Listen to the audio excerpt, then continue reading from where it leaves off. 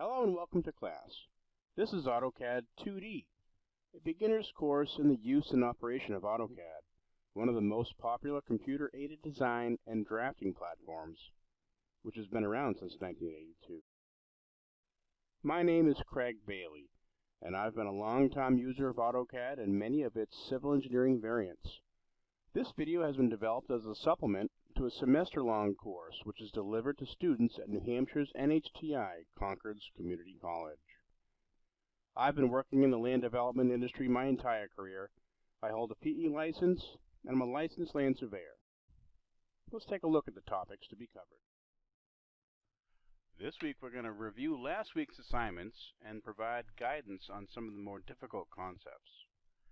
Then we're going to take a deep dive into dimension styles and the Dimension Style Manager, and how we can generate new styles, modify existing styles, and in general, make our drawings unique, but still convey the necessary information to the end user.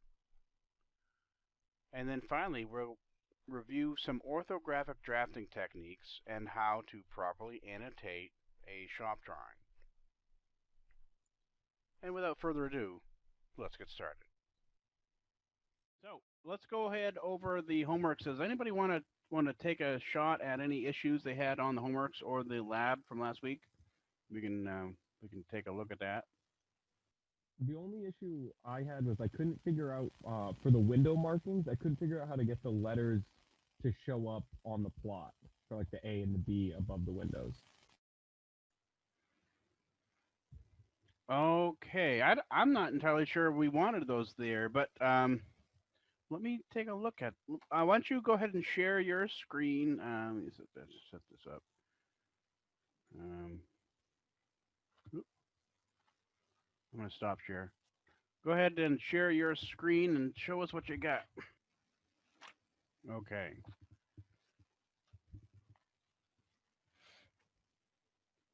What letters are you talking about? Ah! Okay. Awesome. You stumbled into one of the cool parts of annotative text. All right. So I know we're getting ahead of the curve right now. And I was kind of curious, by the way, what those circles were when I saw the homework. Now I understand. Okay. Go back to the so first of all, what your bathroom scale is 1/2 inch equals a foot and your main scale is 3/8 of an inch equals a foot. Okay, cool. Go back to model space, please. And so what's going to happen with annotative objects, text being the most important type of annotative object? The texts will take on the annotative objectness. And I'm laughing a little bit because I'm using terrible language.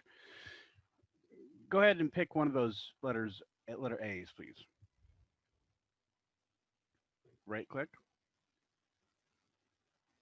All right, and now select the annotative object scale flyout, and and go to the add delete scales. Okay, right here. That's why it's not showing up in the paper spaces, because the annotative object scale list does not include 1/2 inch or 3/8. Now, hit cancel. One of the and again, we are getting ahead of the curve here, folks, but because why not? Why not? Travis brought it up, so why not? What I want you to do, Travis, is on the lower part of the system tray, there's a little the annotative icon with the little lightning bolt next to it. Turn that on. Okay. Now use the drop down, still stay down there, get down to the system tray and go down to the annotative scale list and select 1/2 inch.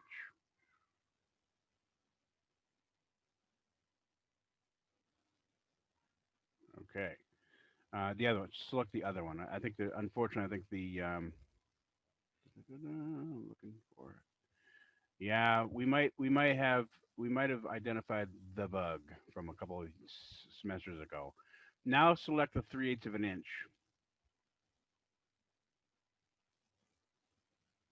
Yeah.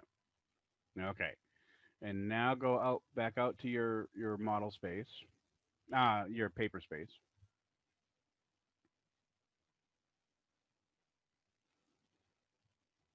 They're showing up now, aren't they? um, and so what happens is, and I know it's a jumbled mess right now. Don't get me wrong, I understand that.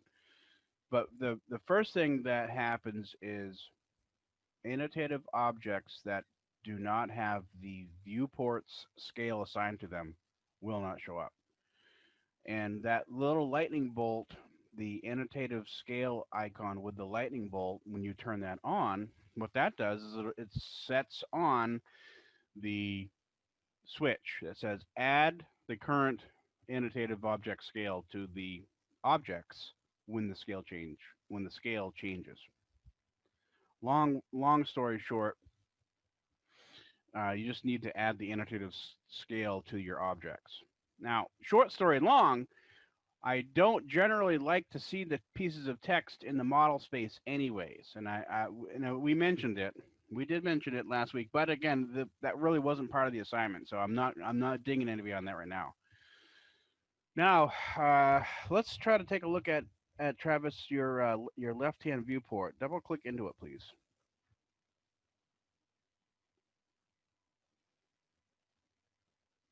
Go ahead, double click into your left-hand viewport. There you go. And what is the annotative scale? It is ½ inch equals a foot. There is something messed up with that template, guys, and I think I'm to blame. Can you unlock that viewport for me, Travis, and drop down the annotative scale lists and go to custom, please? And now select the ½ inch equals a foot. Yeah, see that? Oh, go back. For some reason, a ½ inch paper units equals 12 drawing units. That seems okay, actually. I believe that's correct. I wonder why the texts are so messed up. All right. All right, hit cancel. Select one of the pieces, one of those A's, one of those messed up A's, and show me the AutoCAD properties of that piece of text.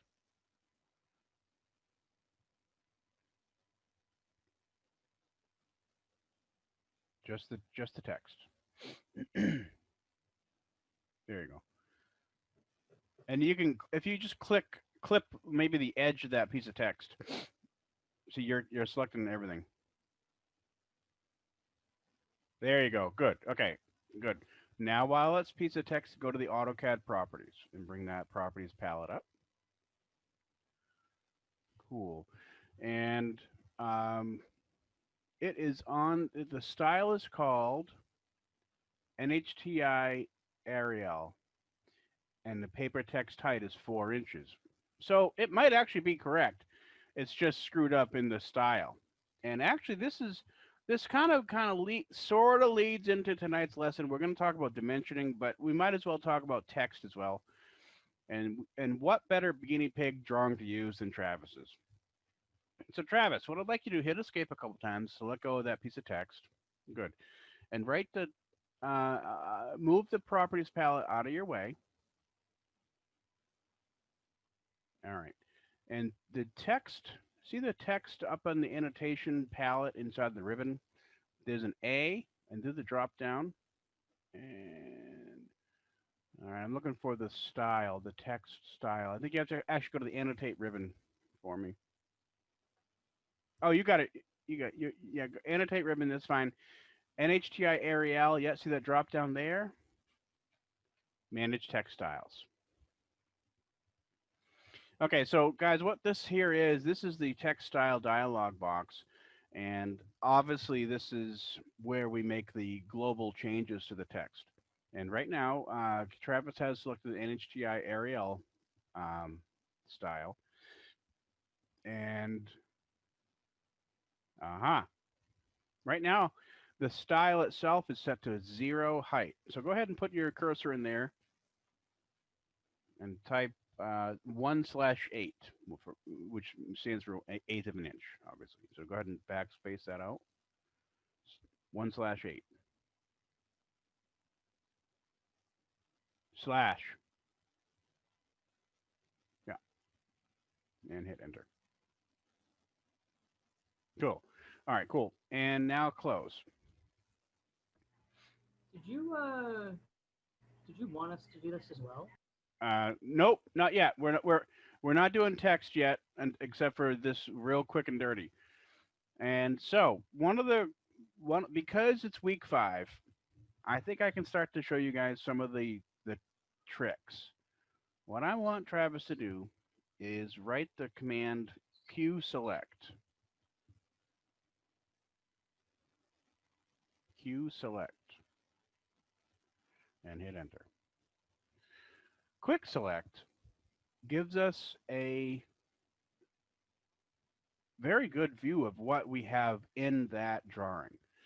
And so what we're going to do is the object type drop down. We see that the multiple, change that to text. And we've got text, start with the regular text. And now the operator where it says equals, choose select all. And hit OK. See what it did? What the quick select tool does is it selects all those types of objects, and you could do, and then you could actually use colors or layers, greater than, equal than. You can do quite a nice little query, but we just use the select all. Right click, properties,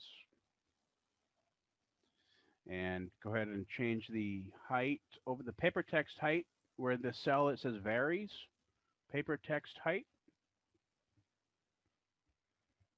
0.125. 125. And hit enter. There you go. All right, cool. And now the rest of those 2s and 0s, I believe, are going to be M text. So go ahead and run that quick select. Oh, by the way, Travis, move the properties panel down, please, by grabbing the bar. Nope. The bar. Nope. Yep. Nope. Left. Right. Right there. Grab it and pull it down. Hold your control key. Okay, good. Perfect. That's nice and docked. All right, let's do the quick select again. So Q select. There is a button for Q select somewhere. I honestly don't know where it is. I just find it easier just to run it out of the command line. This time, object type is going to be M text. M text stands for multi-line text. You guys have probably been dancing around text and M text all semester so far. Current selection. Oh, change the apply to. Change that to entire drawing. There you go. And now you can do M text and do select all under the operator and hit OK. Same deal over there on the properties. So what you've done here is you've selected a million things. Could be, right? Obviously, you've only selected 3 things. But if you had like a 17,000 pieces of text, this is how you could globally select all of them. And change that paper text height to what? What's the standard architectural height for text? Does anybody know? What, 1/8 of an inch? Okay. The standard, by the way, the standard text height for mechanical and civil drawings is going to be closer to 0.10 inches, 1/10 of an inch. And that, yeah, that's, and in metric, that's,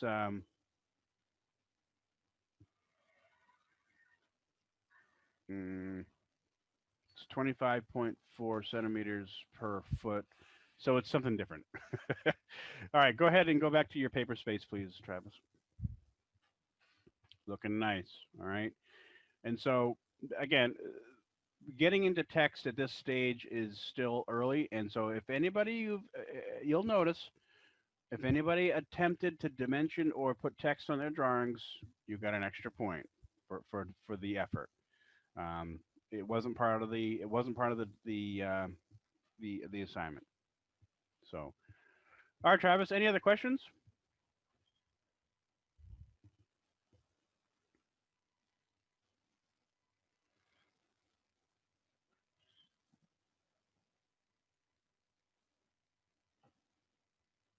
Hearing none, why don't you close that share down?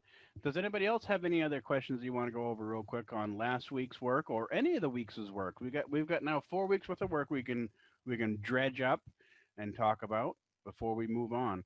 It's sort of like math class where if you get stuck or you're left behind in week one, it's going to be really hard to catch up. So now's the time. If before we get going into new stuff, I like to take the first half hour of each class, if possible, to do this.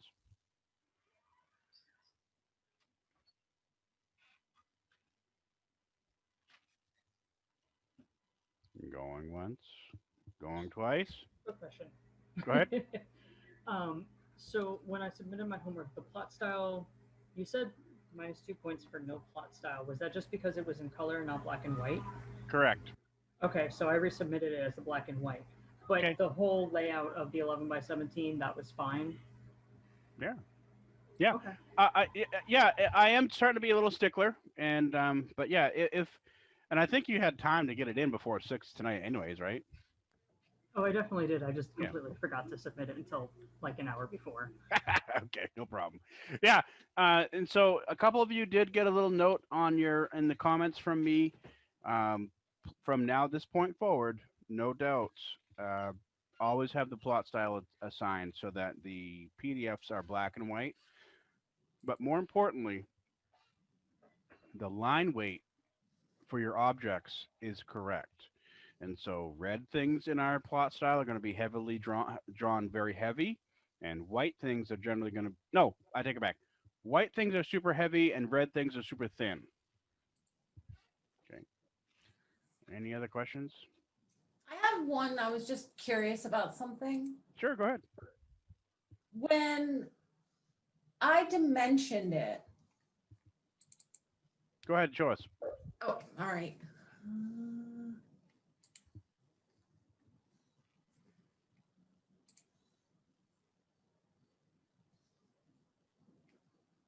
Is it showing? Here it comes.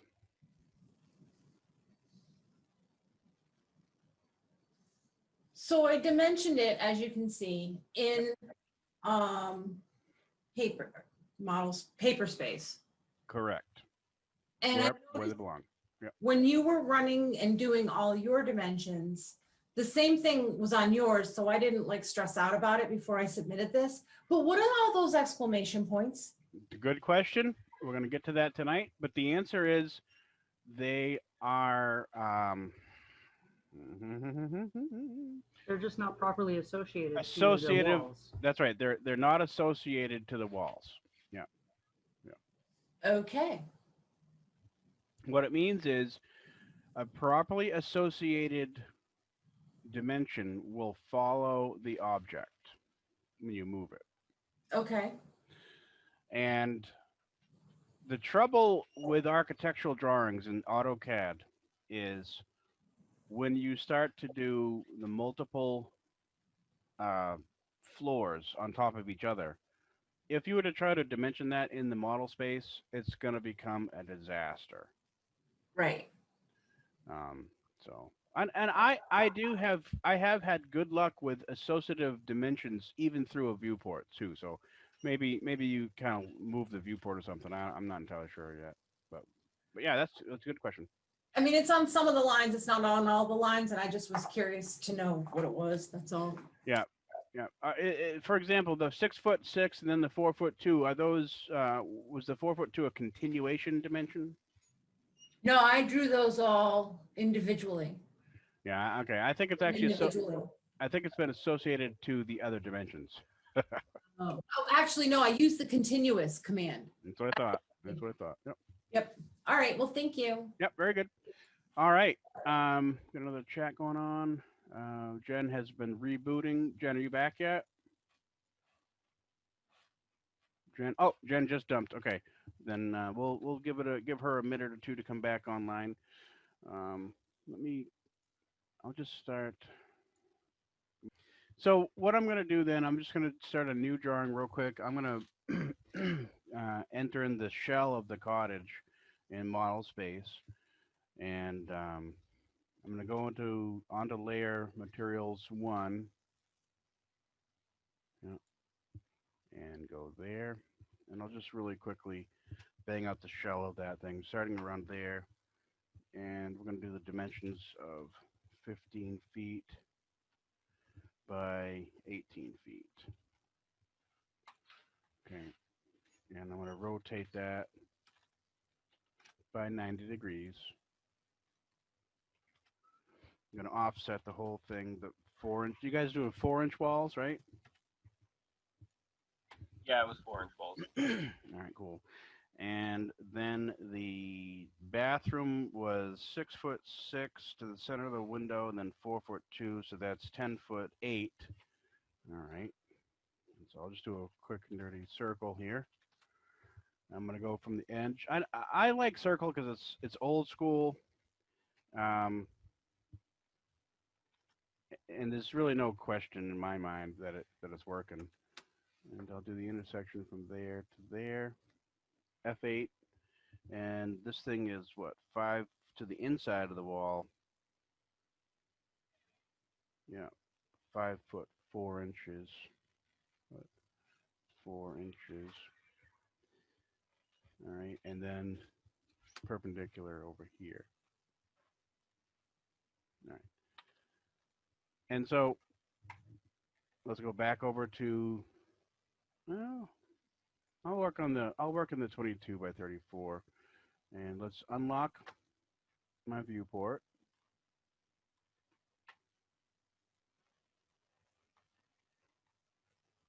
And I'll set that to, I don't know, 1/4 inch. No.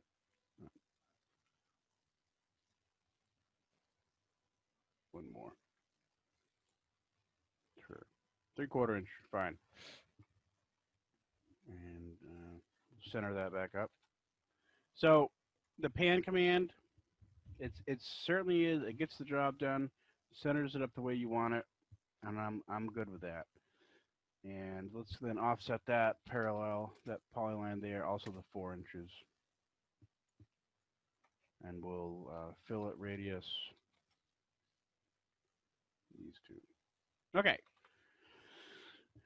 I guess I probably should just go ahead and run that out to there and offset. Well, I'll do it through. I'm sure it's 4 inches. That through there, and then we'll just start the trim command.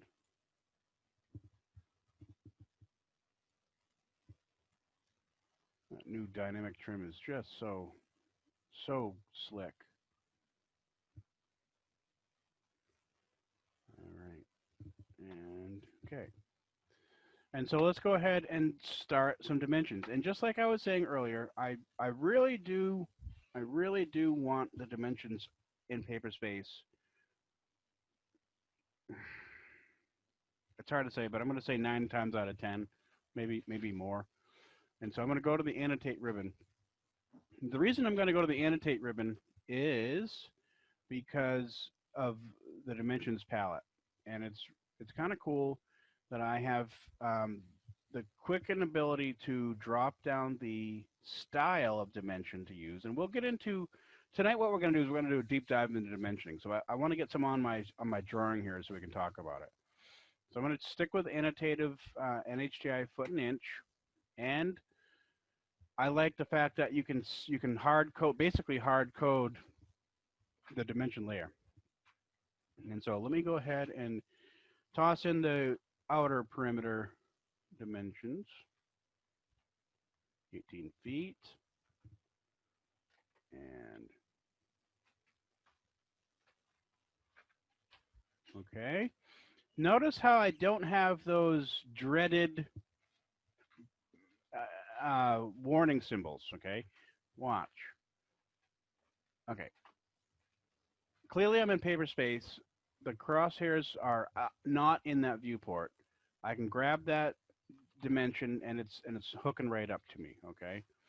I'm going to go into Paperspace, the viewport. I'm going to unlock the viewport, and let's say I just need to nudge it over a little bit. I'm going to pan the viewport a little bit to the right. See that? I'll do it again. If anybody missed it, watch the dimensions. Yep. Okay, and make sure you lock it back up. That's the beauty of an associated dimension. I'm think I'm saying it right. I'm going to go back out to paper space, and this time I'm going to fire up the dimension tool, and this time I'm going to just hover over one of those, and it still is dimension. It's still associative. It and did I get it right? Yeah, I think I did.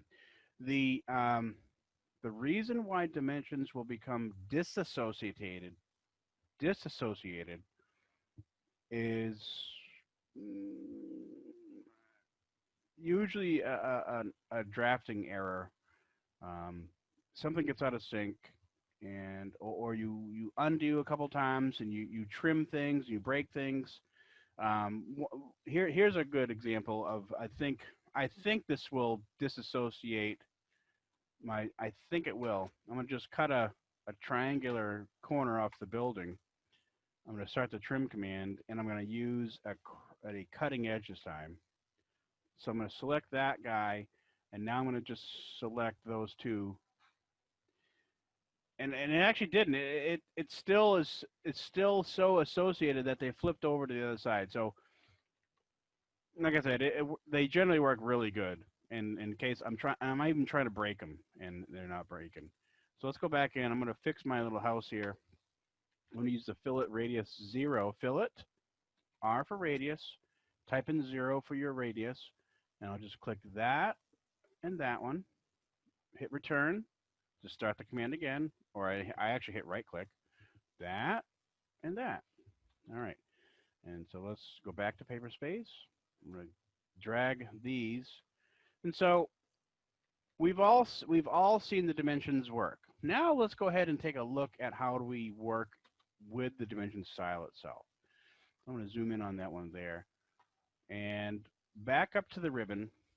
Annotate. You guys follow along on yours if you could. Select the annotate ribbon. Find the dimensions palette. And there's a little diagonal arrowhead. Click that little diagonal arrowhead. And that brings up the dimension style manager. If you haven't noticed by now, we've said the word style twice tonight, and that is because the concept of a style is helps the draftsperson have a specific look to their drawings. And you'll notice in the textbook on page 213, 212, there's someone did a designer's sketch of that, and that was by the way, that was the extra that was coming up not found. That designer's sketch uses the classic architect's arrowhead, and the architect arrowhead is where you have that little slash through the dimension. I've been showing you the classic mechanical drafting arrowhead, only because that's the default arrowhead in AutoCAD. Let's go ahead and take a look at that and change it. So I'm going to go back into the dimensions style manager for dimensions. I'm going to select my NO, NHTI foot and inch, and I'm going to click modify. And let's start to the left. We'll just like everything else in AutoCAD, I like to go left to right, top to bottom. So the leftmost tab is obviously the lines. How do we want the lines to look? And best way to show this demonstration is to kind of move my stuff out of the way, and let's get a little bit of a larger scale going on here, even though it's going to be way out. Oop, probably not that big. Yeah, cool. And lock that down. I'm going to grab that piece of text and just slide it to the right. All right. I'm just trying to get our get set up to kind of show these changes. Put that towards the left. I'll go back into the dimension style manager, back to modify. All right. Starting on lines. color by block. So it's not technically a block, but that dimension thing that I'm looking at right here, this 18-foot dimension, it is a thing, okay? It's, in other words, it is not one line here, a little piece of text, 18 with a tick mark, and another line here, and this little weird arrowhead, and then this red line here. It's not 16 different objects. This dimension is a single entity. And so by saving the dimension line color by block, that's going to take on the entire object's coloration. All right, and you probably could change it individually. I'll change it to cyan, and I'll hit OK, and I'll hit close, and sure enough, the lineage changes to a special color. Now, there may be reasons for that, and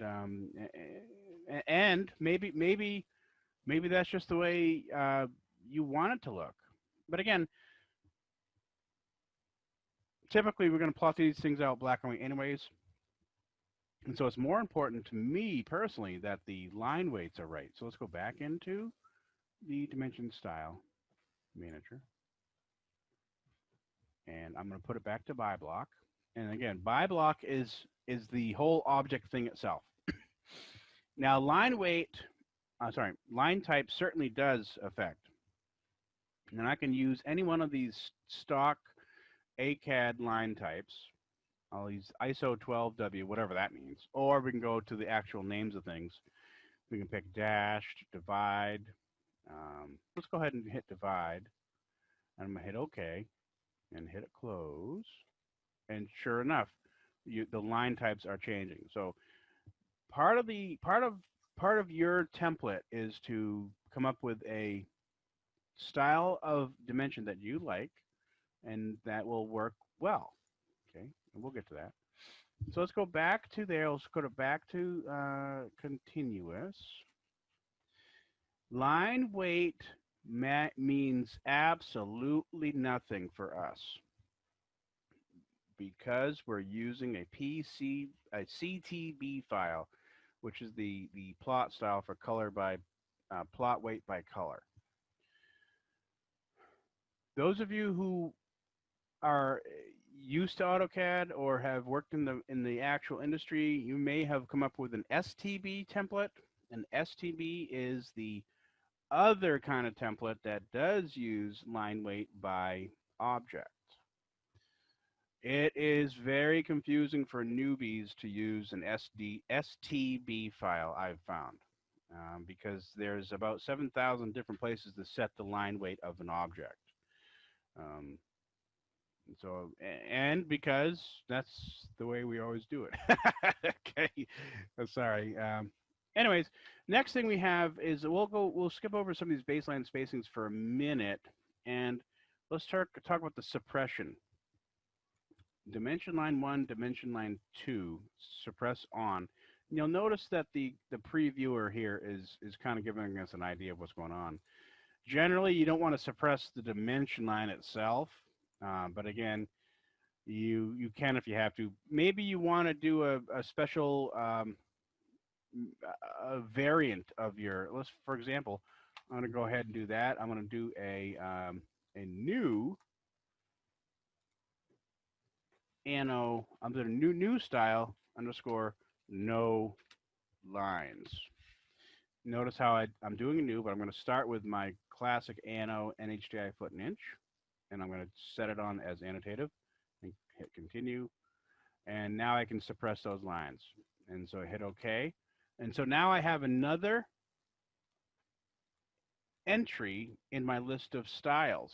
Okay, so I'm gonna just keep it on normal for now. I'm gonna keep normal. I'm gonna hit close, and let's go to set this one dimension to the no line version.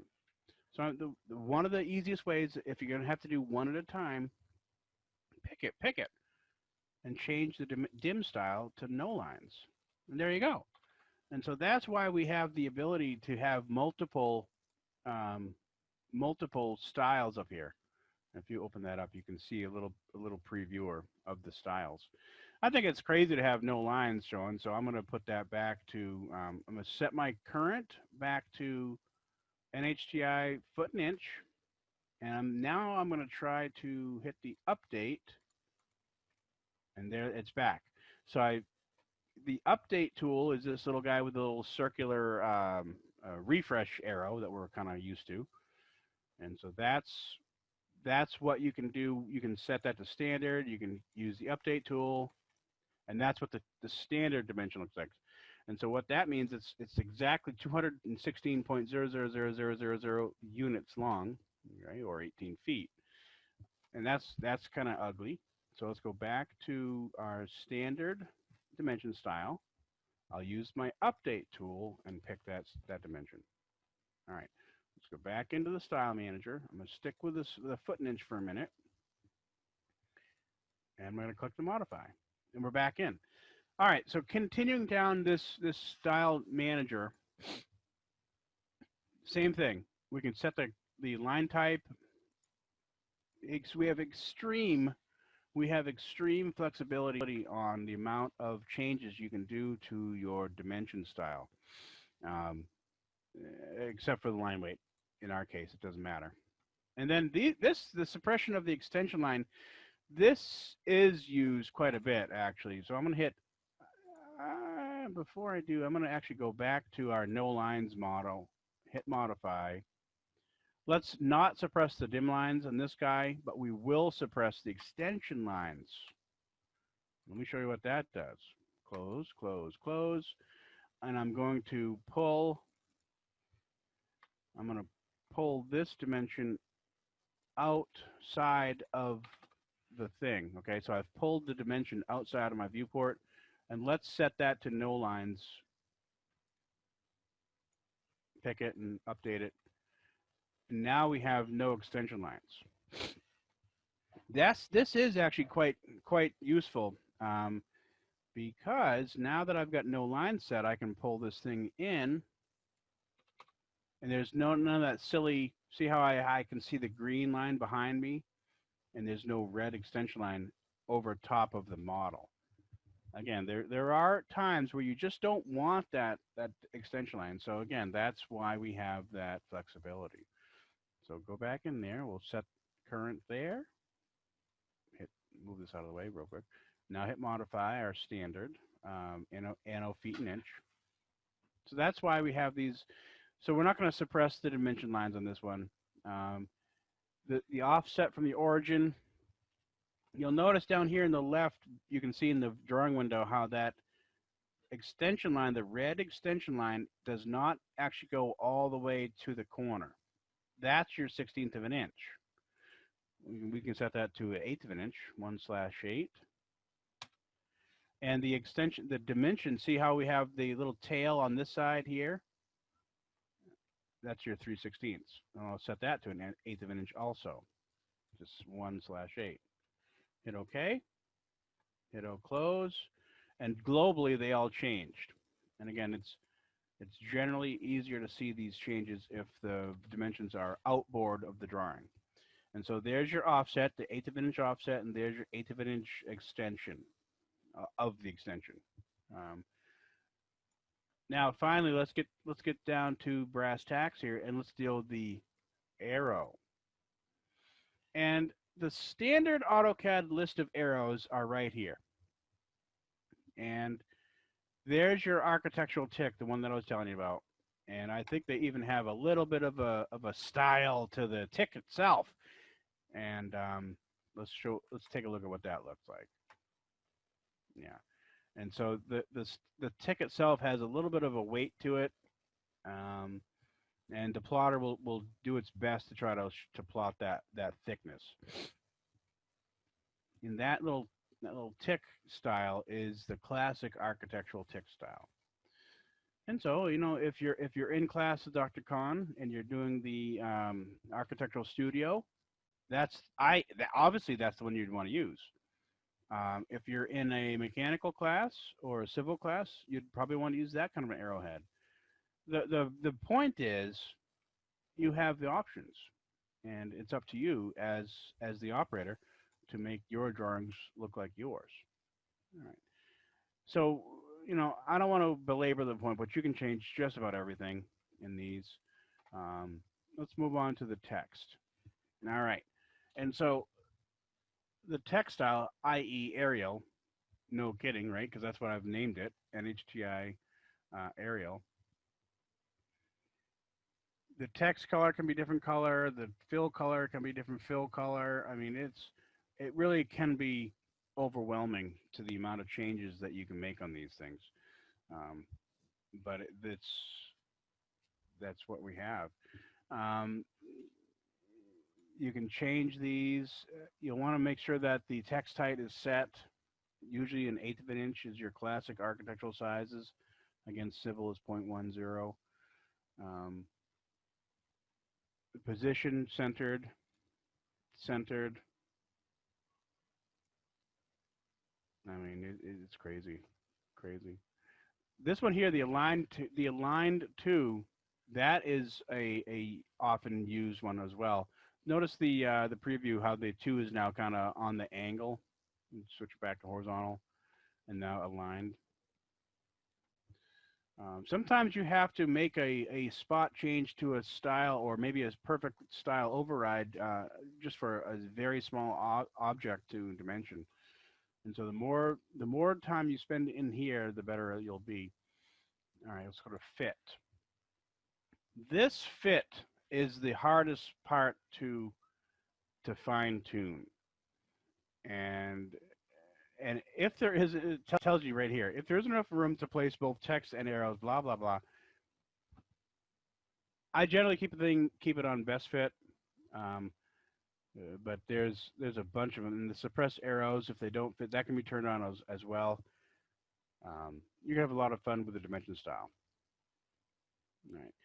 Fine tuning. Sometimes I actually turn that on if I'm really in a hurry to make this drawing pop out, and it's really tight. So to have the place the text manually turned on, I'll show you what that does. Hit OK, hit OK, and let's dimension something else. We'll dimension the wall thickness, sure. From, I gotta fix that. From the nearest to perpendicular, right there.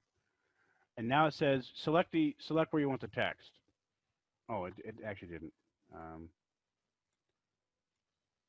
See how I'm moving the text manually now? I'm surprised it didn't ask me to move it, but I guess I'm out of touch a little bit. Go back in there, go modify here, fine tuning. Oh, I think I just was going so fast. Let's try it again.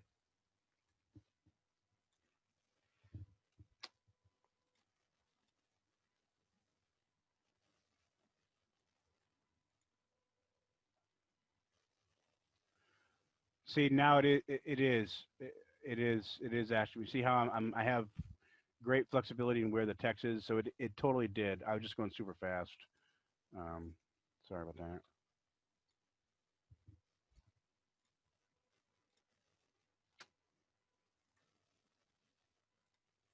Yeah. So I picked the nearest on my bottom line. I picked the perpendicular to the top line, and now the the command is still underway. That's what the fine tuning is. Okay. I love it. I think it's great to have these kind of tools. I would hate like heck to have to draw a dimension line by hand, and then keep doing it, and then have your boss come back and say, "Oh yeah, by the way, all those 15,000 dimensions you did, yeah, just change this one thing on every single one of them." You'd want to die, right? So, all right, next units, the primary units. Luckily, it's just a big math. AutoCAD is just a big math machine, and because we're doing an architectural template here, I've got the default format as architectural. But even though we have an architectural units in this drawing, let me go modify a new one. I'm going to do no lines. I'm going to select the no lines. I'm going to click new. I'm going to keep it annotative, but I'm going to put this one here as inches.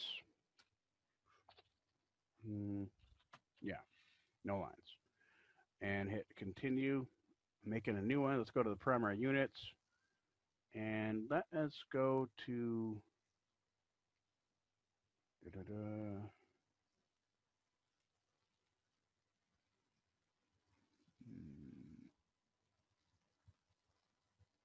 Oh, I know how to do it. It's not architecture. It's in this case, it'll be decimal precision of 1 inch. And yeah, let's just take a look at and put the little suffix of the little tick symbol there, and hit OK. And let's set that to current. We'll hit close, and now let's dimension the outside wall. I got to change the annotative scale here. We'll go back to like 3/4 inch. Yeah, and lock it. Those associative dimensions are just wild, huh? And so go back to the starburst. Just pick the line and set it there. 216 inches, right? Because the units for the drawing are inches. We know that. And I didn't get my lines because that's what I'm on. I'm on the inches, no lines style. And if I switch that guy right there to pick the feet and inch update, goes back to 18 feet. Notice that it has no 0 inches, right? And that's because we've suppressed the 0. So let's go back to foot and inch. We'll modify it over here probably. And we'll go back to primary units. 0 suppression. If it's 0 feet, you're not going to get the 0 feet. And if it's perfectly integer inches, you're not going to get, or perfectly 0, you're not going to get it. The 0 suppression is turned on. You do the same thing from degrees. Right now it's on decimal degrees. You can switch it to DMS, and right there. And we can also suppress zeros there if you wanted. I'm going to hit OK, and I'm going to hit close. And now I'm going to enter the dimension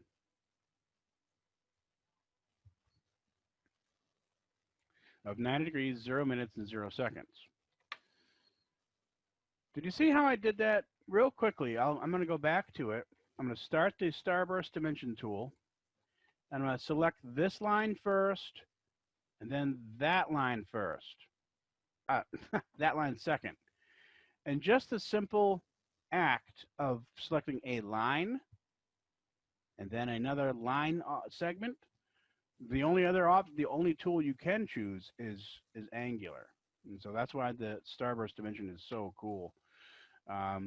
Let's start the Starburst Dimension again. Now look at the command line, please. I've got, on the command line, I have the options of angular, baseline, continue, ordinate, or line distribute. Now I'm going to type in A. Before I've picked anything, type in A, hit enter. Now it's asking me to dimension the objects. All right. So basically, as soon as you override the command with one of those command line modifiers, the fact that it's I call it the Starburst. I'm sure there's a better name for it. It's just dimension. The fact that you have toggled it into angular, that takes away the dynamicness of that tool. And in fact, it approaches the old school dimensions. And so the old school dimensions are still here. And if you drop down the dimension, you can choose angular right there. And now there's no question in anyone's mind that that's going to drop in the angular, all right? And I think it will still be associative too, believe it or not. Let me unlock it and let's check that. Even using the old school dimension tool, it's still dimension. It's still associative. Yeah, cool. Now, let me draw an angled piece. Let me go back to actually I was going to say let me go back to material 1, but I'm still on material 1. Let me do a line. Let me do a built-in over here let's do a built-in for the TV. So I'm going to draw a line, right-click, shift from, let's start this built-in, I don't know, 3 foot 8 inches from the inside corner. So turn my O snaps on with F3, hit there, and I'm gonna type F8 on.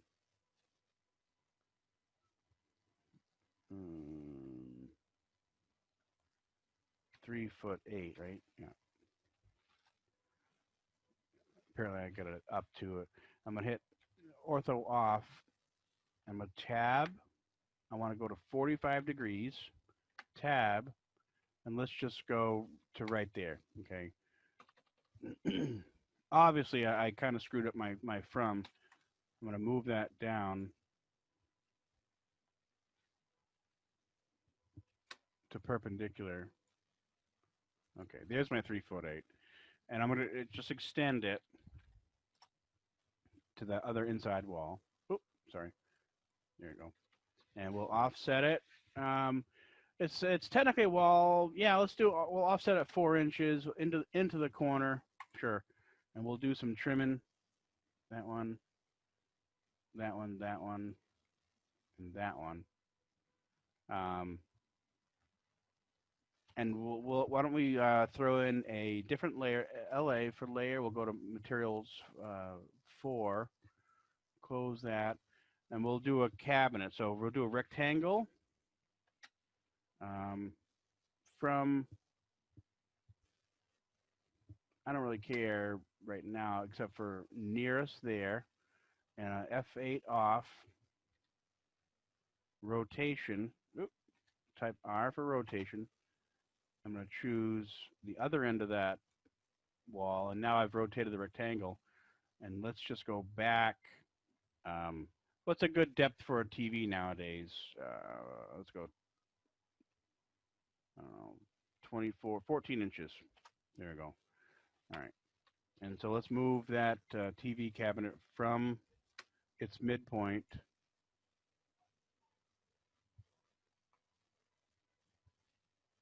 Try again. Midpoint, how about? To the midpoint of the wall. All right, so let's do some dimensioning on some angular deals, okay? First off, let's do an aligned dimension along the front face of that wall. Let's go back to the starburst real quick and try that. And sure enough, it starts off.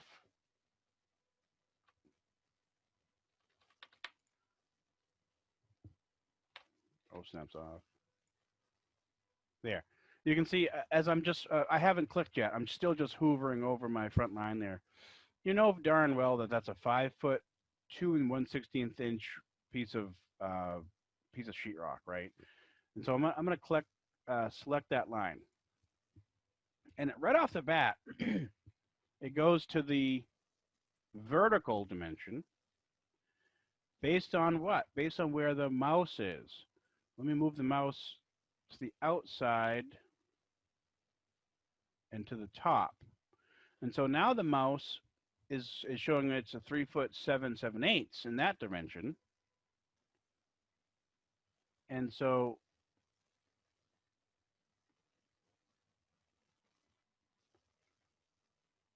see how dynamic that thing is? Depending on where I'm selecting is selecting either the horizontal dimension. There's your horizontal dimension.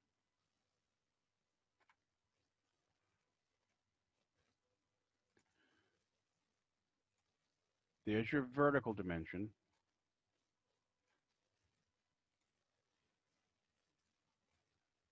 And there is, I'm trying to get the aligned dimension.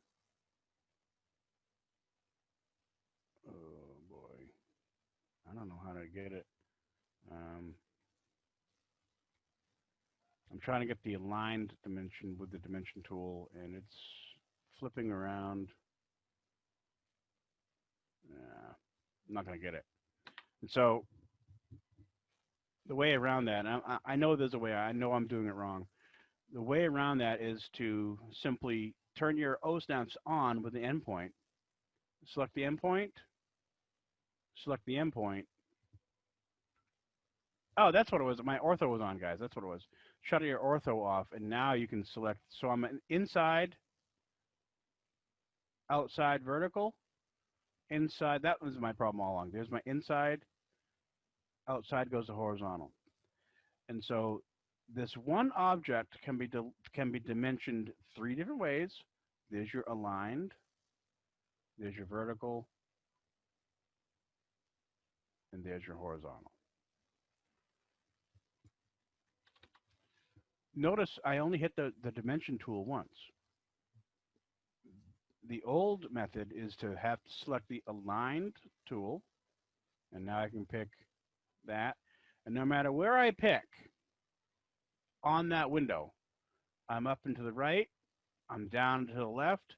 No matter where I pick, that darn dimension is always going to be the aligned version. I can change the text placement, of course, but not the type of dimension. And so if you really get in a bind and you just need that aligned dimension, just go ahead, feel free. That's what it's there for. That's why we still kept it. The dimension, the radius, the arc length, they're all still there. They all work fine. But I'd say nowadays in 2020, if you were to use this tool here 9 times out of 10, and if you know that you're going to have trouble, go ahead and type the A for angular approach, pick the object. Come on. Oh, A for angle. There's your angle right there. I meant to do aligned. Aligned for G, of course, right? Who knew, right?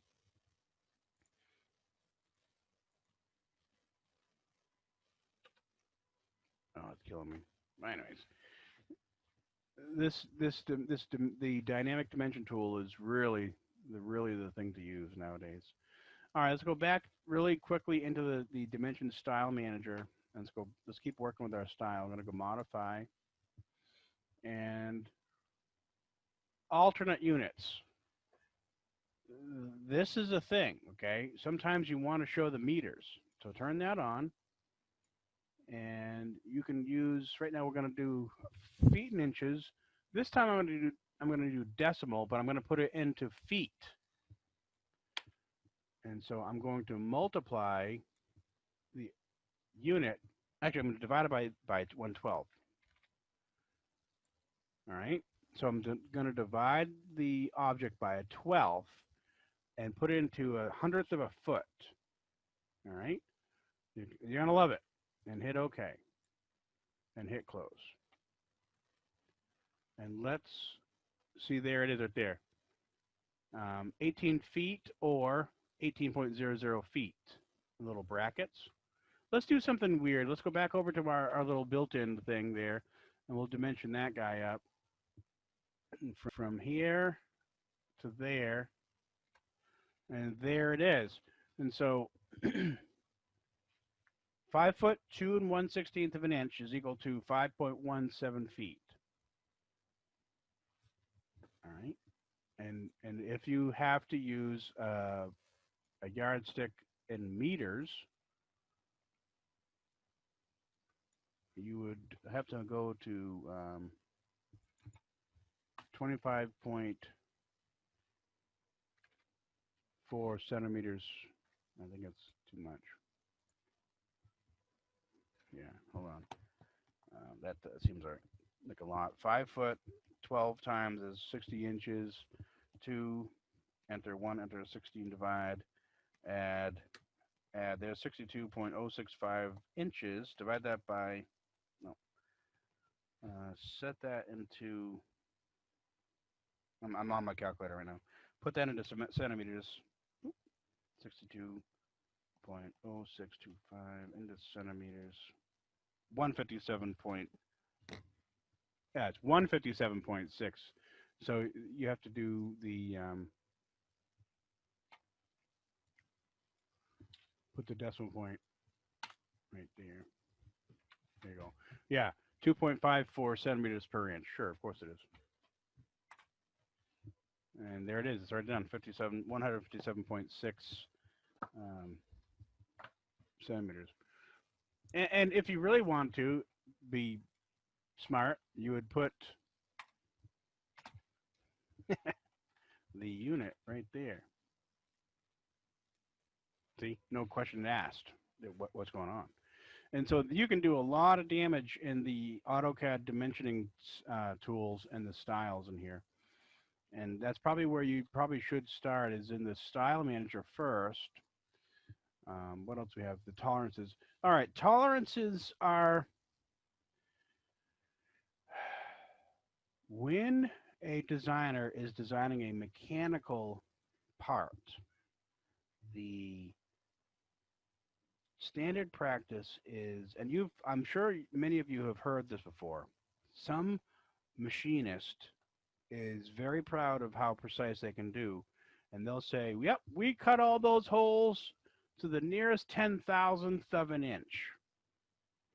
What that means is the drill bit, as it's going through the piece of metal, if you called for a 1/4 inch hole, all right, that's 0.25 inches. In 10,000ths, that's 2,500, okay? That's 2,500 10,000ths of an inch. And so the machine is going to put a little bit of wobble in that hole as the drill bit is spinning. There's going to be a couple thousandths of wobble to the left and to the right. And so the tolerance, the designer in this case, let's say it's a mechanical engineer, the mechanical engineer would say, I need this hole cut to 2,500 plus or minus 10 10,000ths. And so put that on. We're going to do a symmetrical tolerance to the nearest. What's 1/256? 1 over 256 is 0.0039, or that's 39 10,000ths. Yeah, let's go there. All right, and I really want. Oh, I know it's hard to do it in inches because it's inches, and so we're gonna go 1/ let's just say 250 to 60. Yeah, and because it's symmetrical, it's going to go both ways. Vertical position, middle, sure, down, down, down, down, down, down. Okay, hit OK. And now I'm going to hit close. Let's drill a hole in the back of our television on material something different. So go ahead and hit the layer manager, go to material 5, occupy that, and let's do a circle right about here. And the diameter of that circle is going to be 0.25 inches. Now let's dimension the darn thing. I'm going to go ahead and use that. Hover over this thing and put the dimension there. And so there's your tolerance, all right? And it's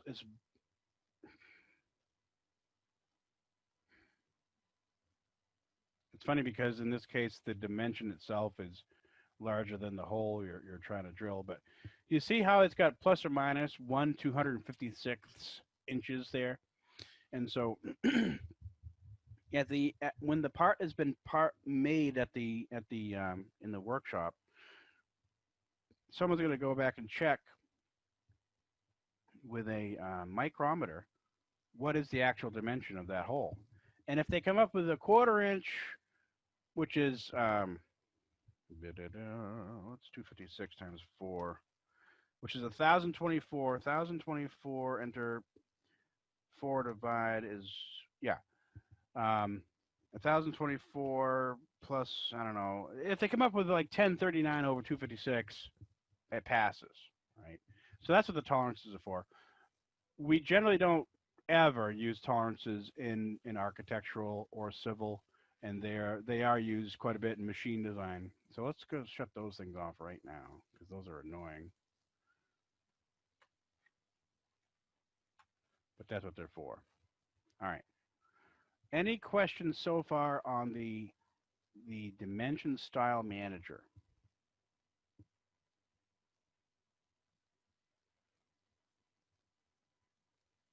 All right, cool.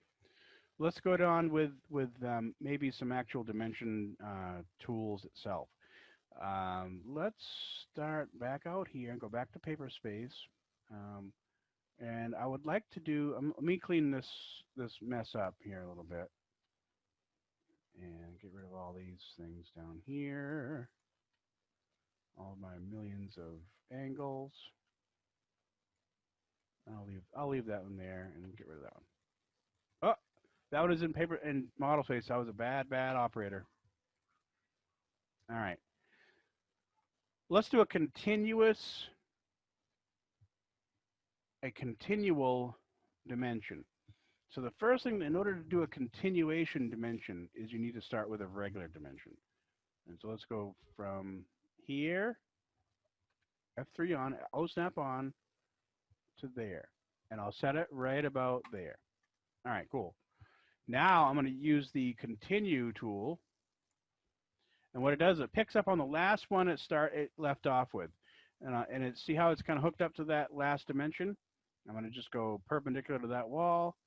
And it continues, right? There and there. Good. And so that's a continual dimension. You're not going to ever want to see a wall dimension like that. That's ridiculous. Same thing for this one. All right, but that's a continual dimension. Delete that one. And next one we have are the baseline. And the baseline is also required to have a starter dimension as well. So we'll do this dimension here, put it there, enter, baseline. And so the baseline starts from the baseline, which is the left hand, the starter point. Let's just go to the midpoint of the building, and let's go to the extension of that one. Let's go to the extension of that one. And so, again, that's poorly done, but it shows you what the baseline. The baseline is basically we're holding this side of the building as a baseline. All right, so let's go back out and clean that up.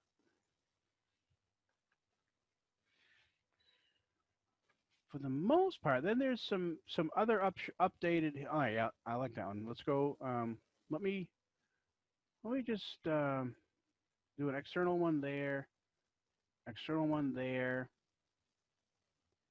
and we'll do an internal wall dimension here,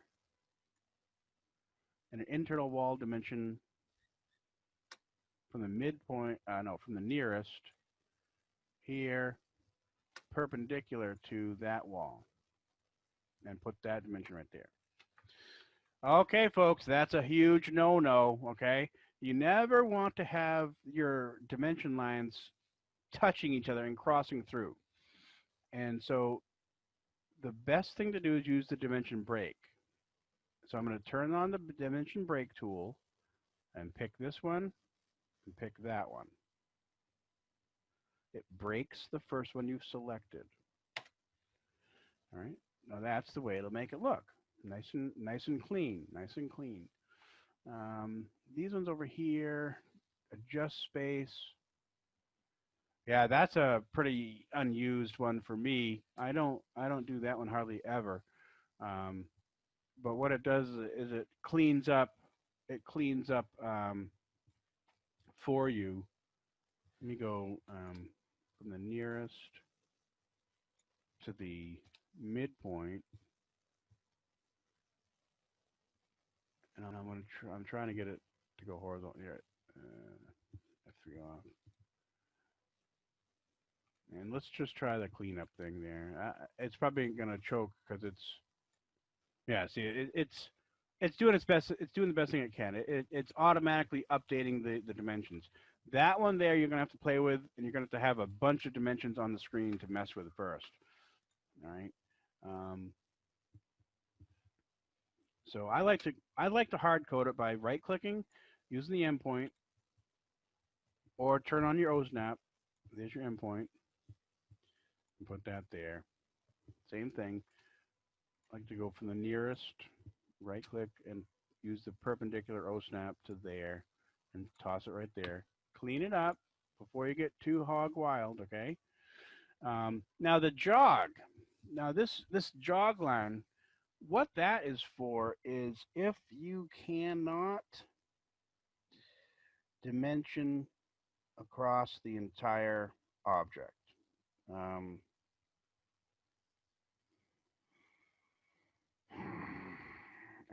having a hard time explaining when this would be needed, but if you can't see the whole object, that's what it is. If you can't see the whole object, you're going to put a jog in there. And so let me explain a little bit different. I'm going to move this main window over. I'm going to go to the Layout tab. I'm going to go to a new rectangular view, and I'll toss that over here. And I am going to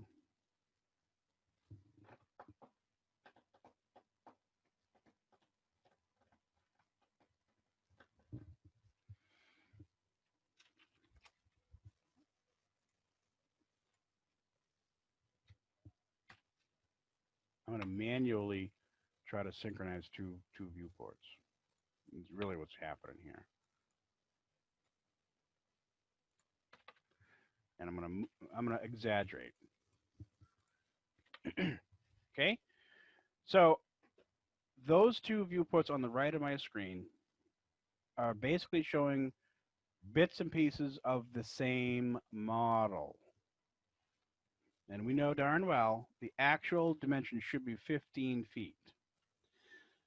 And I'm going to guess AutoCAD's going to have a hard time with itself.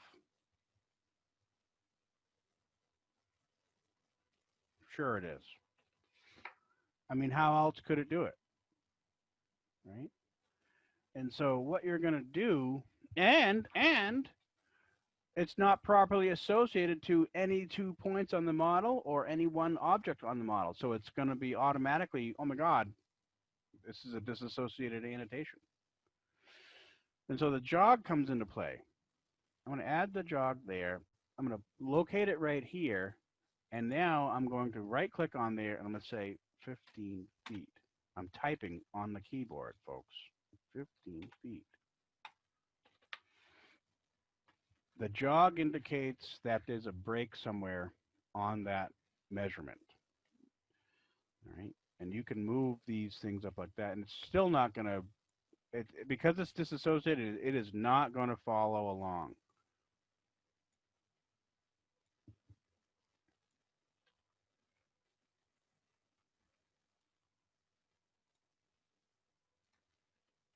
I'm going to move the jog up too. I'm going to pick the jog. I'm going to move the jog up.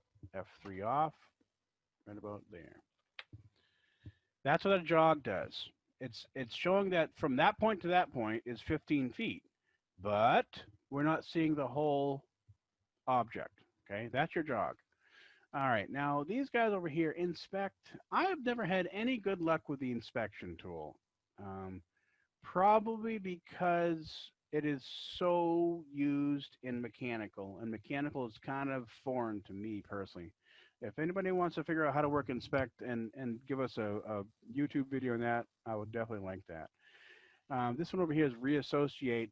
Okay, if in fact we break one and it becomes non-associative, I'm trying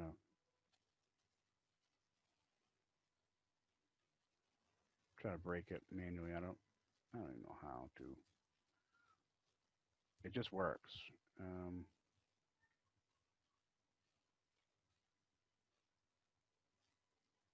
Oh, here it is right there. See, you can't even break it.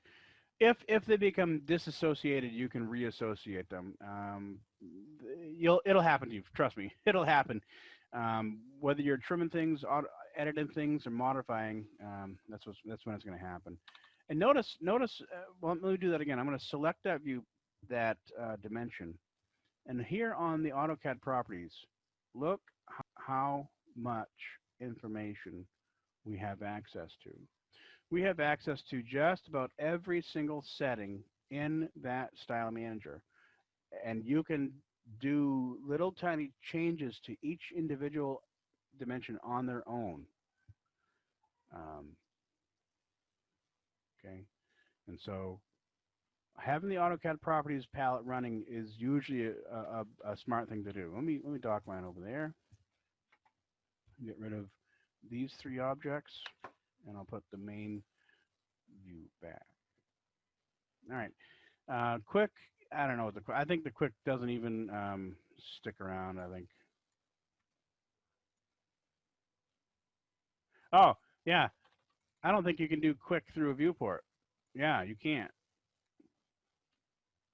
And look at that. The quick even throws itself on the current layer. I mean, it's a disaster. So don't use quick.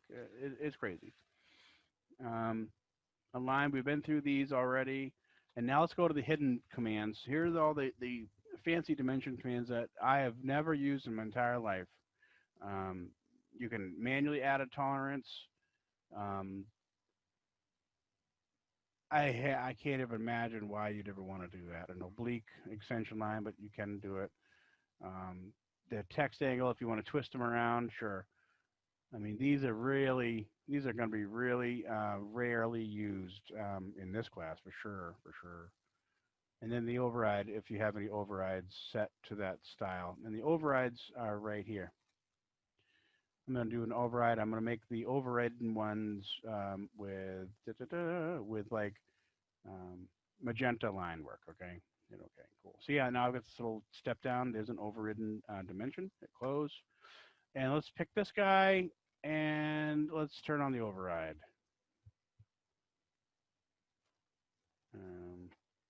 Enter dimension name to override. Boy, I can't think of that one there. Let's just ignore that one for a minute, shall we? But that's what the overrides are for. If you can figure that one out too, that'll be cool too. All right. And so that's a really quick and dirty deep dive into the dimension styles and how we operate it. So what I'd like y'all to do for your lab today is go ahead and dimension your cottage homework, and I will open that up on the canvas for you to update there. And if you did try to take a shot at it in homework, make sure it's done the way we want it to, and that is the dimensions in the paper space. All right, so why don't we take 5? It's 19:25, and we'll be back at 7:30. So I want you to start your lab at 7:30, and I'll give you 10 minutes. So we'll get back to class at 7:40. So take 5, and then come back and bang out your dimensions for your cottage lab, and we'll see you then. And so what I'm going to do here is I've saved the drawing, and I'm going to bring in my 11 by 17 title block. And in order to do that, we had to have downloaded not only our class template, but also the borders template. And so let's assume that I've got the borders template downloaded. I'm going to right click on one of my tabs down here on the paper space layout tabs. I'm going to right click, and I'm going to select from template. And in this list that pops up, this is the location of where the templates are stored. All right, look how far down that path is. You'd never want to remember that. So just from template, and then we can scroll down. I'm going to find our class borders template, and I'm going to hit open. And now I get the insert layouts dialog box, and I'm going to choose the 11 by 17 and hit OK.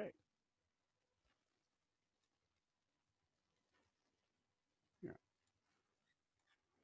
All right, and so there's my 11 by 17 title block. And I think I have snap on. I'm going to turn snap off because it annoys me. Now my mouse works much better. Well, maybe it's just the mouse. I'm getting an error on my my Zoom meeting here.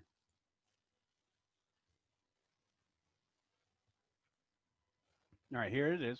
I brought in 11 by 17. I'm going to just delete the stock viewport. Notice how much different the 22 by 34.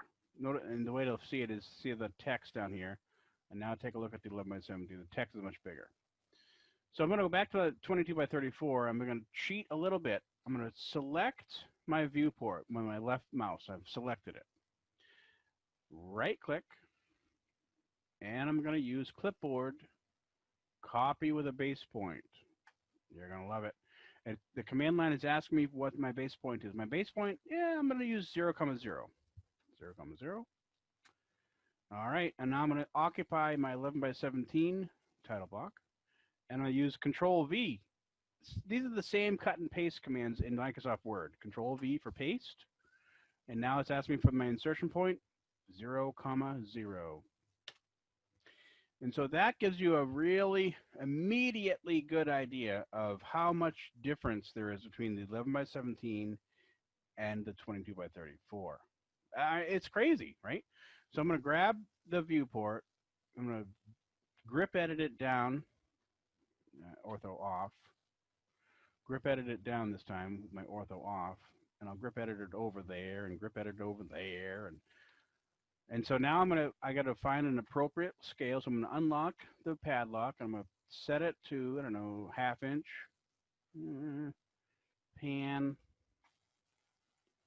Not bad. 1/2 inch equals a foot is not a terrible scale for this size model on 11 by 17. So I'm going to lock it. Double click it. I'm going to go back to my dimensions and I'll just quickly bang them out. All right. Evidently, I still have the. Clearly still have the. What do you call it? The overridden one turned on. And so I'll put the inside dimensions of this room here. Put the inside dimensions of this room here, as if we needed these centimeters, which we obviously don't. Oh, I know why it's. See how it's stretching over because it's not trimmed. Bad me. So I'm gonna hit TR for trim. Now go back out to paper, and I'll be able to quickly bang that in there. Okay.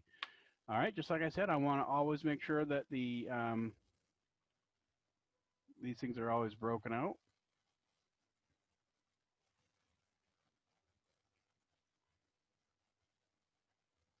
Always have them broken out. Because I decided to put it in a built-in. I'll throw that guy in there too. And I'm going to hit my shift right click endpoint from hither to thither. It's an idea of how far out they have to build that wall. All right, we got a problem here, folks. The dimension is clearly off my viewport. Let's go take a look up here.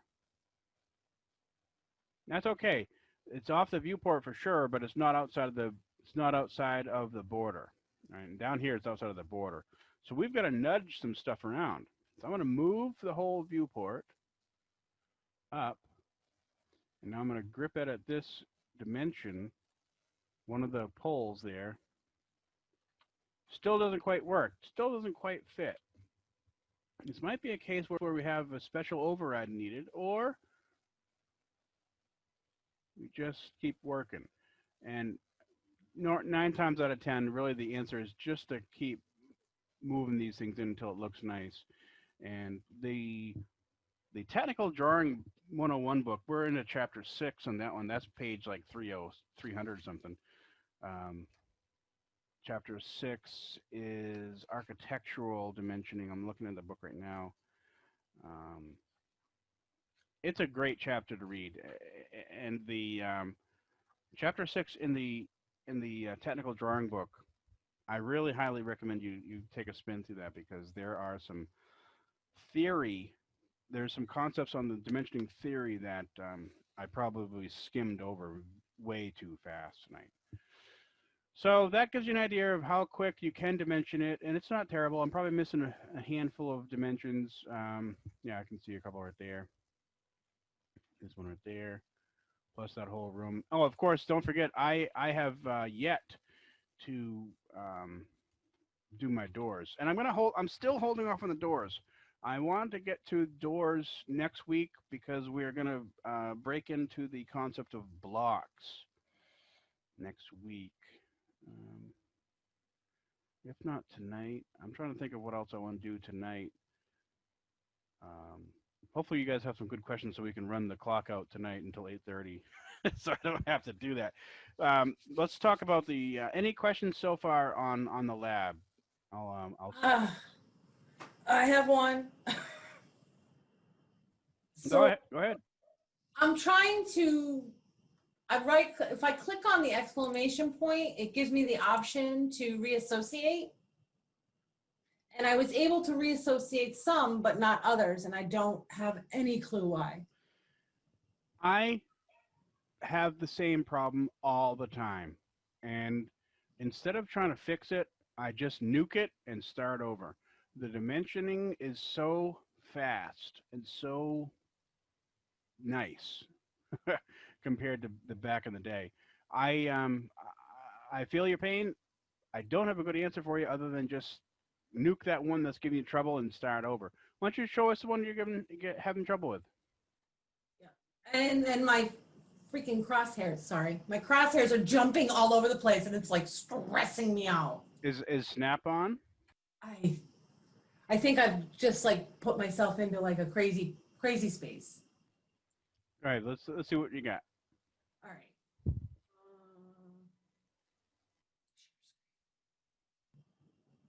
Okay, looking good. All right, let's deal with the 15-foot side one first. It's actually this one. It's actually this one and that one. The 15 is fine. Okay. All right. Let's talk about that side over there first. Okay. The 5'4" dimension is ridiculous, and it's not your fault. It's the book's fault. Why are they dimensioning from the outside of the building to the inside corner of the closet? I don't know. I can't imagine why they do that. Fair. The only thing I can possibly think about is maybe that's how to set the studs. But I don't know.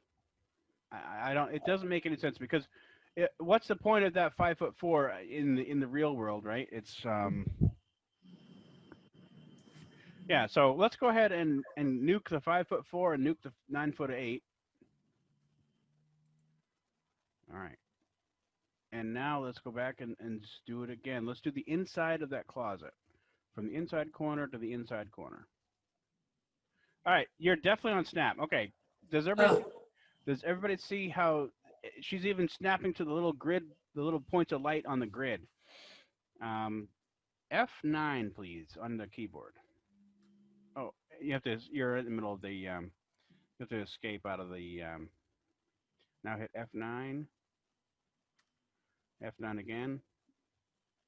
Okay, now it's off. I think you should be able to float normally now. Better. Yeah.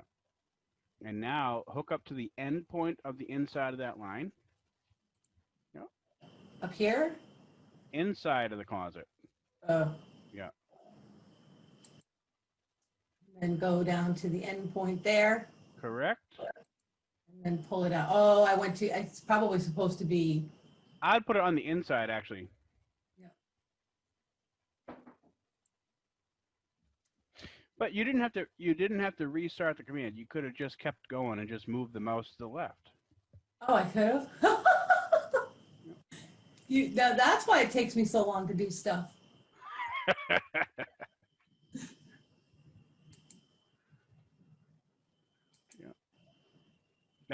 But again,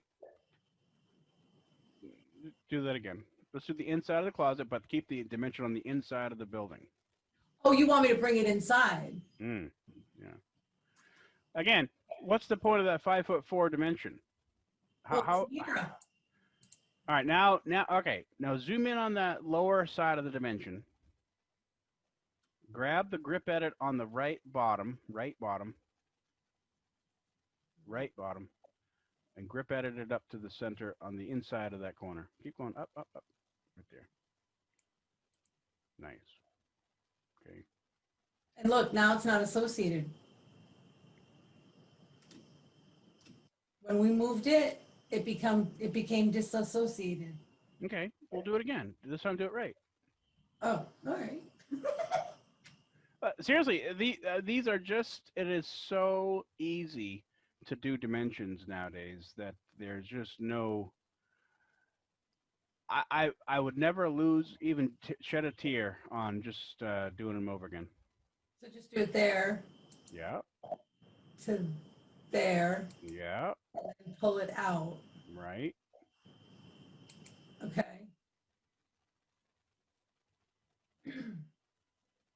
And that's fine the way it is? You tell me. Well, it looks kind of wonky. Yeah, what's going on? What's that 1-footer doing? It's disassociated. That's supposed to be the inside of the closet.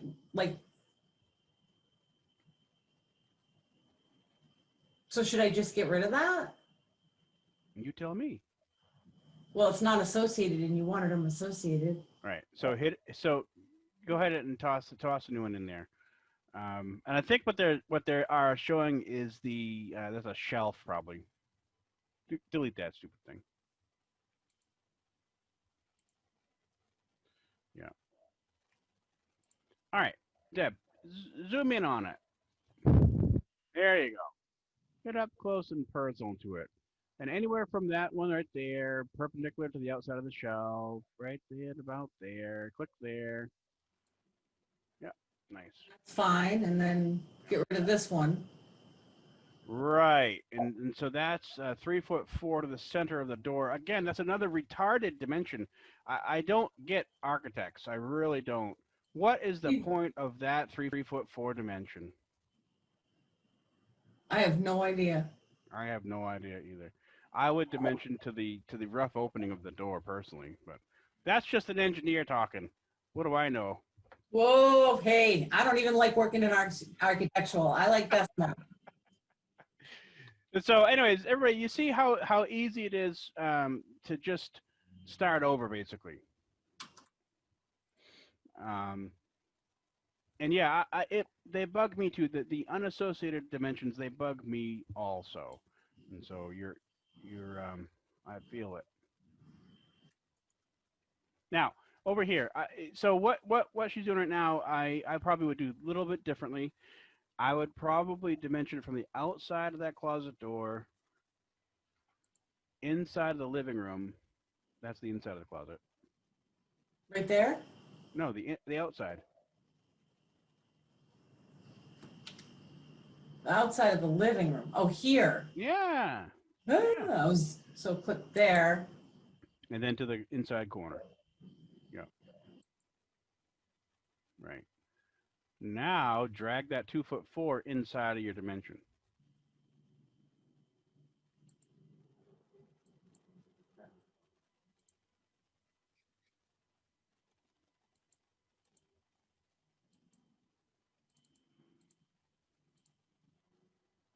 All right, back out. Now grab that 2'4". Well, let me. You haven't touched it correctly yet. Move your mouse down a little bit. Now do some more. Keep going. And now do a crossing. Oh, yeah. That's a window. Oh. Like that? That's a window. That's a crossing. What's a crossing? Go up and to the right. Click and go up to the right. That's down to the left, but that's a crossing. That's a window. The windows. In week 1. That's right. Window is blue, and it will only select everything that is inside the window. A crossing is green, and it should select everything that is inside the crossing. Okay. All right. So I don't know why you're having a hard time selecting that dimension. It's really bugging me, though. I know. I'm like, I should be able to just, it's because my brain is shutting down. But all right, I know what you want now. I won't, in case anybody else wants to take up the time. I don't want to take up everybody's time. That's okay. That's okay. It's frustrating. Click the arrowhead. Click the arrowhead. And do a selection around the arrowhead. A crossing around the arrows there. At the window. Yeah. It's just not grabbing it. It's so weird. It highlights the wall. Is it in paper space or is it in model space? I'm in model space. That's why. There we go. There you go. So it hit something and did that. Sorry. I didn't notice it because we were zoomed in far enough that we couldn't see the crosshairs. So thank you, Deb, for being the guinea pig on this one. I appreciate it. So I'm sorry. Is everyone seeing the difficulty that's happening? And I know what happened. Now I know what happened. She tried to double click the item, and that threw her into the model space. I'll stop sharing.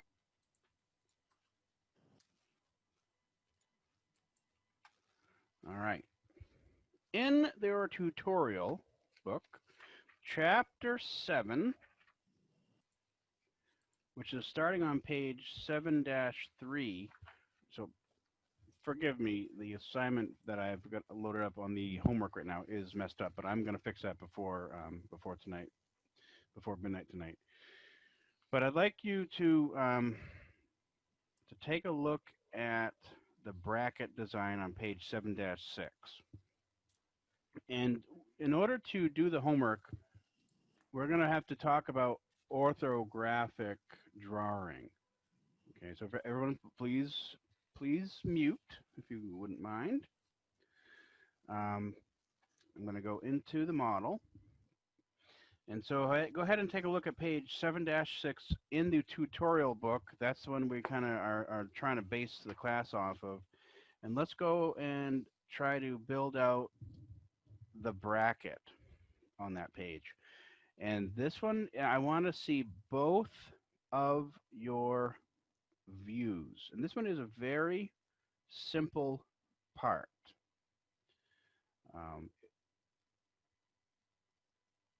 I want to see two views. I want to see the front view and the right view. I don't care about the top view right now. Front view and right view. And so what I'm going to start with is I'm going to show you how I'm going to try to do this with construction lines.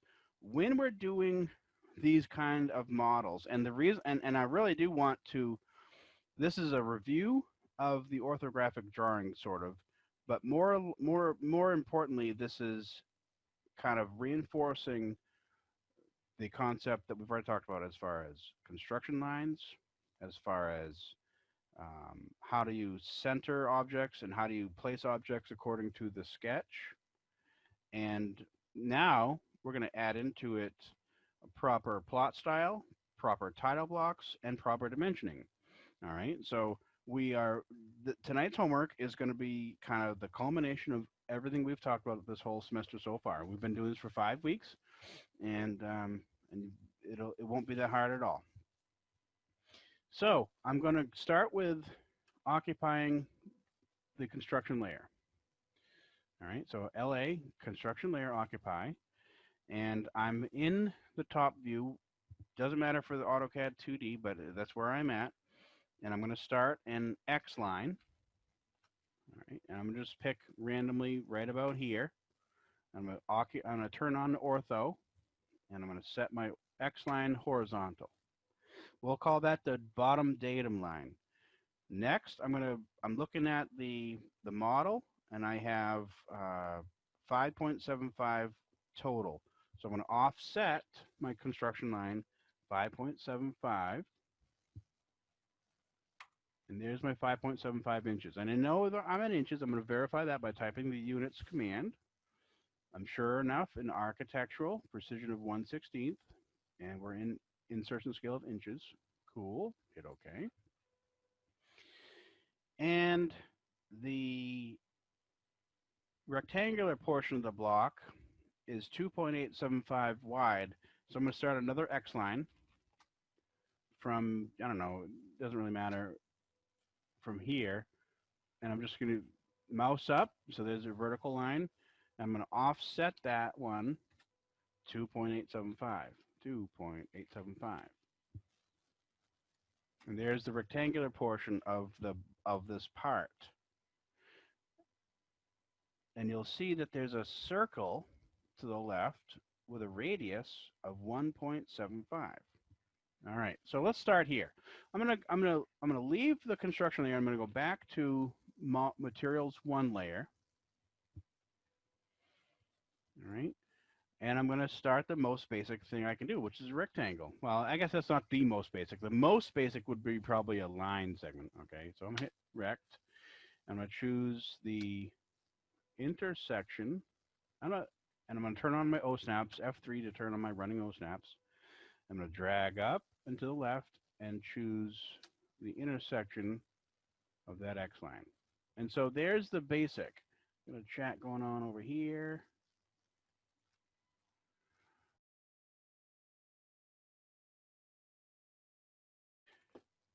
X lines, so let's review. X line is going to be on the construction layer. The reason why it's on the construction layer is because the construction layer can be left alone. It can be left in the model when we go to plot it. No one's ever going to see it. All right, I'll just show you. Zoom in on this part here, and I'll right-click on that tab and just do a plot preview. See that? The construction layers are gone. The construction lines are gone. It's just the part. So that's why I'm starting on the construction layer. Go back to model.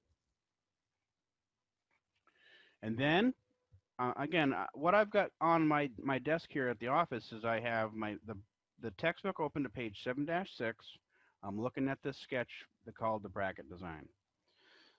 And I'm just kind of starting in on the gross dimensions. All right. The next thing I'm going to probably do is handle that radius part of the bracket. And that radius starts on the left side of the part. And because you know that it's a radius of 1.75, that means it has to be 1.75 inches down. Let's try the from again. So I'm going to start the circle command. And I'm going to shift right click, use the from,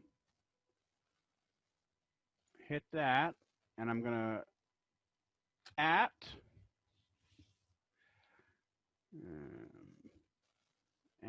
x is 0x tab minus 1.75. Enter. Okay, do you see how I did that? Let me do that again, because even I need some refresher on this one. I'm going to start the command that I want to do. I'm going to start the circle command. And where you generally, if you pick here, the circle will start right there, okay? But I'm going to, instead of starting it right there, that left corner, I'm going to right click shift and choose the from O snap.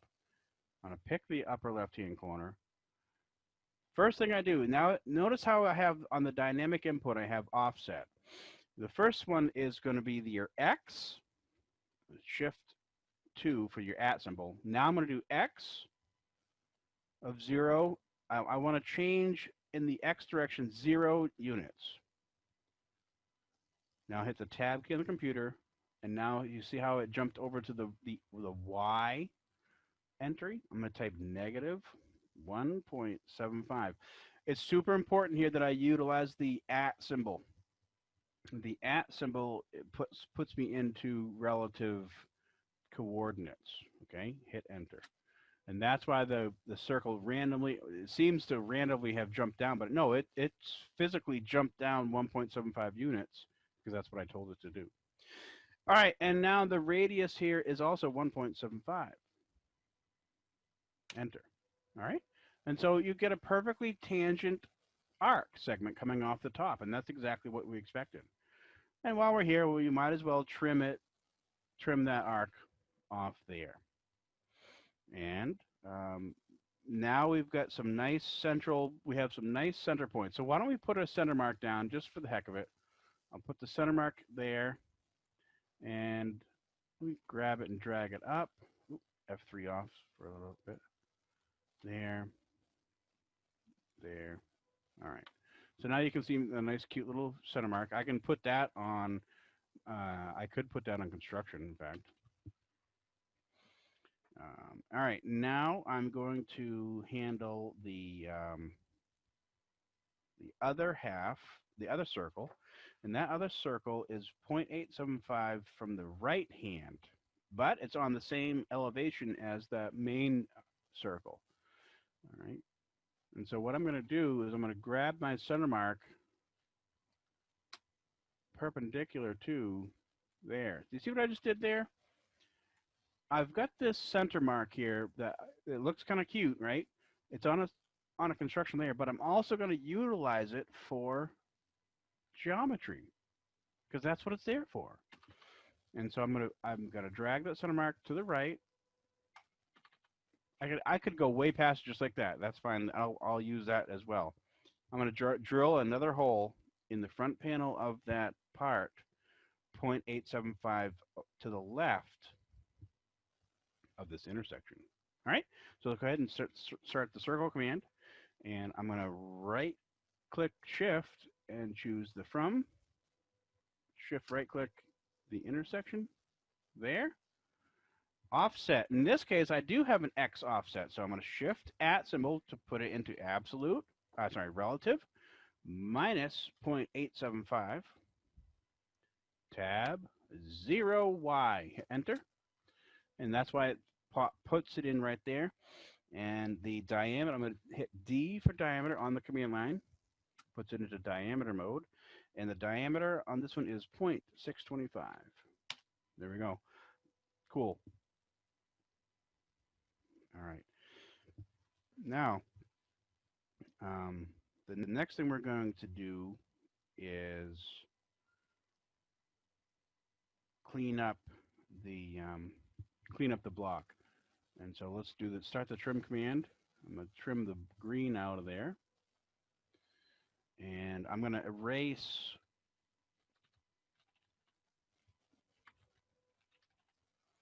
that construction line. And I have that line there. Oh, I'm going to trim that one as well. So now I have a polyline and that arc segment. Why not join them right now? And you can use the join command. 1, 2, joined. All right. And I'm already getting a disassociated center mark because I acted upon the geometric object. I acted upon it. Okay. I'm going to hold off on deleting that center mark because I may want to use it again. Let's now go to, let's put the second set, drill the hole through this arc segment. Circle. From the center point of, and I'm going to just shift right click, I'm going to use the center O-snap of the main guy, put it into D mode for diameter, and the diameter is 1.75. Diameter, not radius. Okay, there's the hole.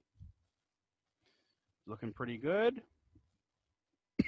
All right, and lastly, let's handle the chamfer. Let's handle that chamfer up here, up in the upper right-hand corner. That's a 30-degree chamfer. We don't really know. It's probably not a good idea to try the chamfer command. Instead, let's do an angle. We know that it is 5.75 minus 4.5. So let's start a line, a polyline. Yeah, try that. We'll start from there, from the upper right-hand corner. And I'm going to go down. I'm going to teach you another trick tonight. There is a command line calculator.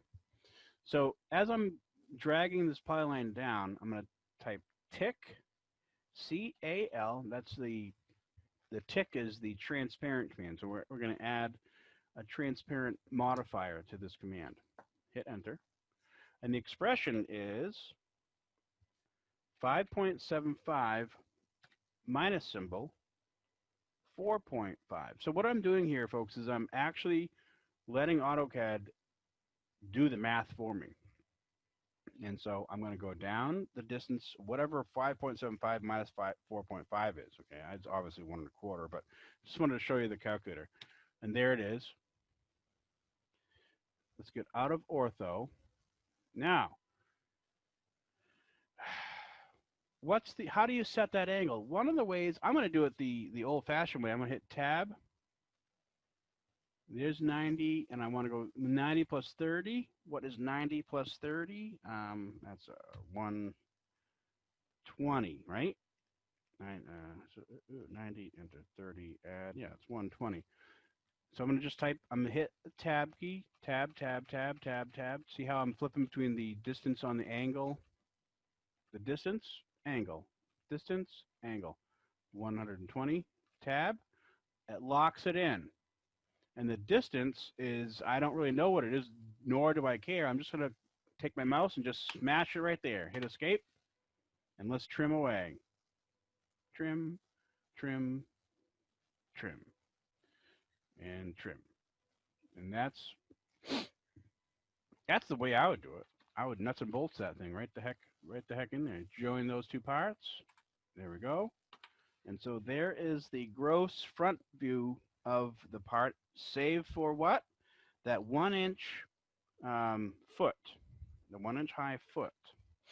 And so let's go and take a look at that. And here's probably one of the first times that we have to handle this. And what I'm going to do is I'm going to offset the X line.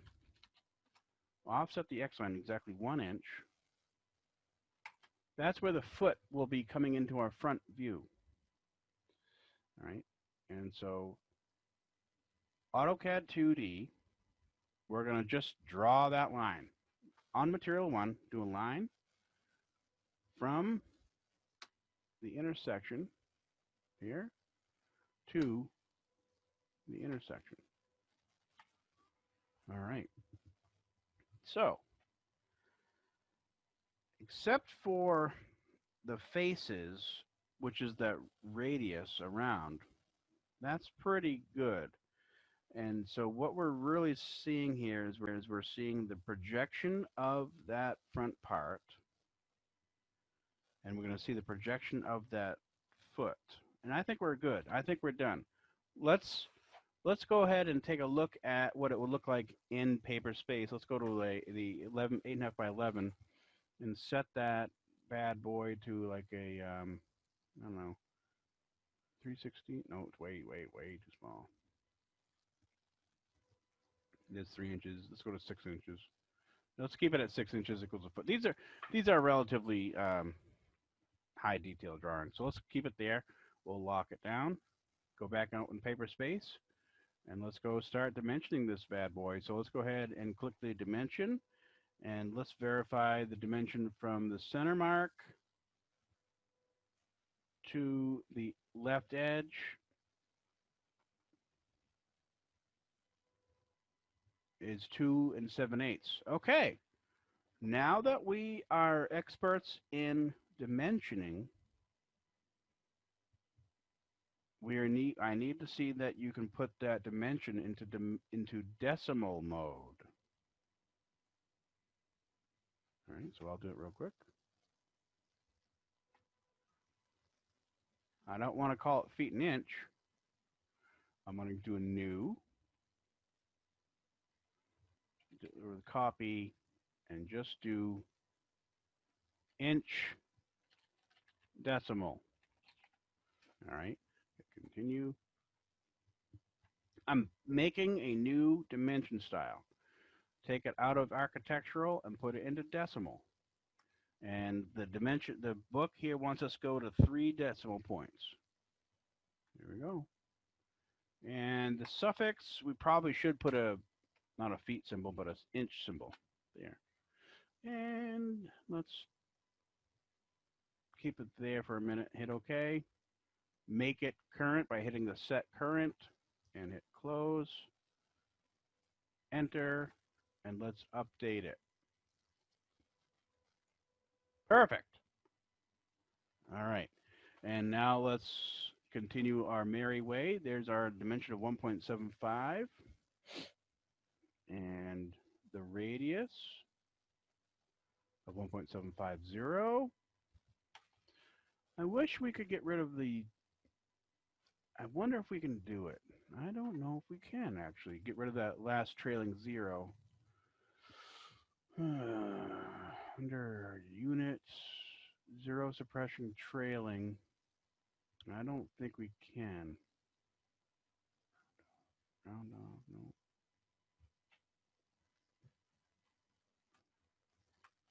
Oh, it did it. I'm pleasantly surprised. And now let's dimension the angle.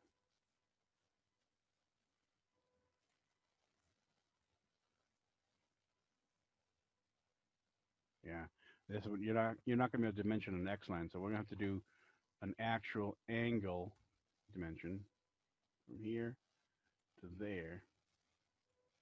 Wow. There it is. There's your 30-degree dimension. Oh, look at that stupidness. I got the suffix in there. Let's fix that. You don't want that. Let's get rid of the suffix. Evidently, it's also going to add it to the dimension. That's crazy, huh? Close that. And let's dimension that circle here.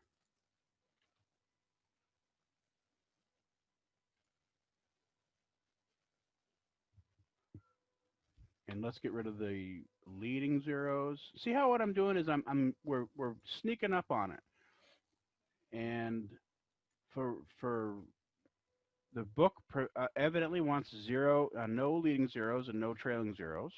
And so what you end up doing is by the end of this the assignment, you will have a new style. Okay. Now this one here, we want the trailing zeros. So let's go ahead and put the trailing zeros on just this one dimension. So I'm going to pick it. I'm going to scroll down in the properties window over here.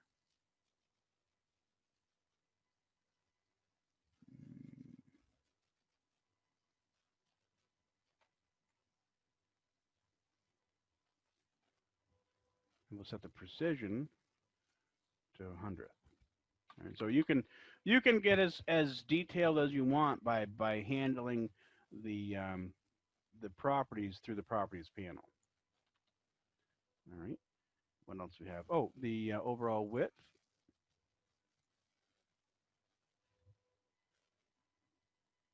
Looks like I made a mistake here, folks. Oh, I do. I see where I blew it. Nobody caught me on it yet? 1.65 to 1.625 width. All right. Let's go ahead and do a new line. Line from there at negative 1.625, tab 0y. Wait a second, what's going on here?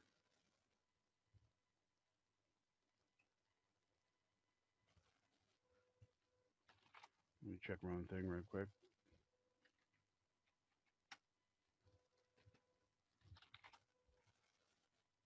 Oh, yeah. See what I did there? Made it overcomplicated. Well, yes, trying to show off, but I got burned because I was out in paper space. So let me snap back into model space, and I'm going to go back to the negative 1.625, tab 0. There it is right there. Go back to ortho, and just jam it up there. All right. And I'll do a line over here, and I'll just jam it over there. We'll trim it out. And we'll trim that out too.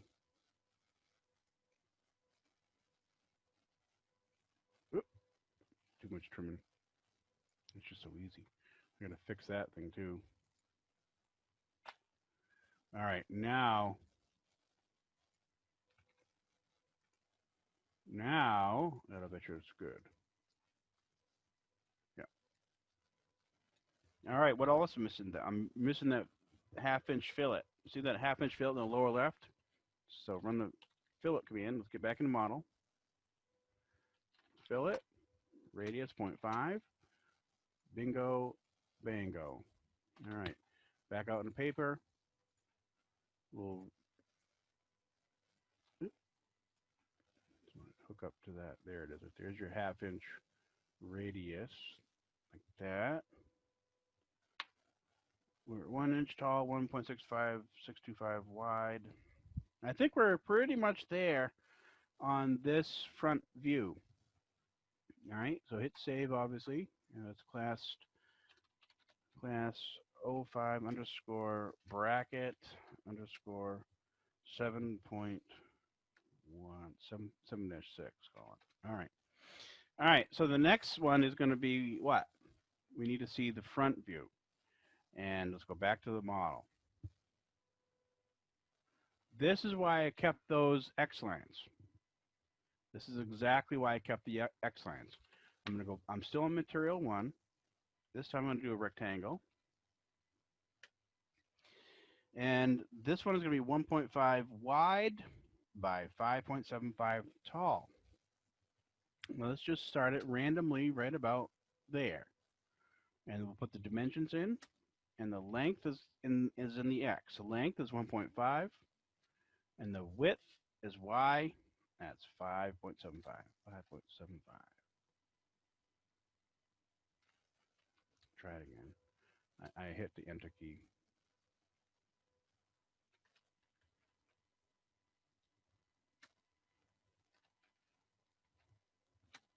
See that? It's weird how width is always in the X and the height is always in the X. All right, so there's the edge view, and we know that it's 1 inch tall. So we'll go back to line. We'll start from the intersection of, and we're going to go back. How much? How thick is the back bracket?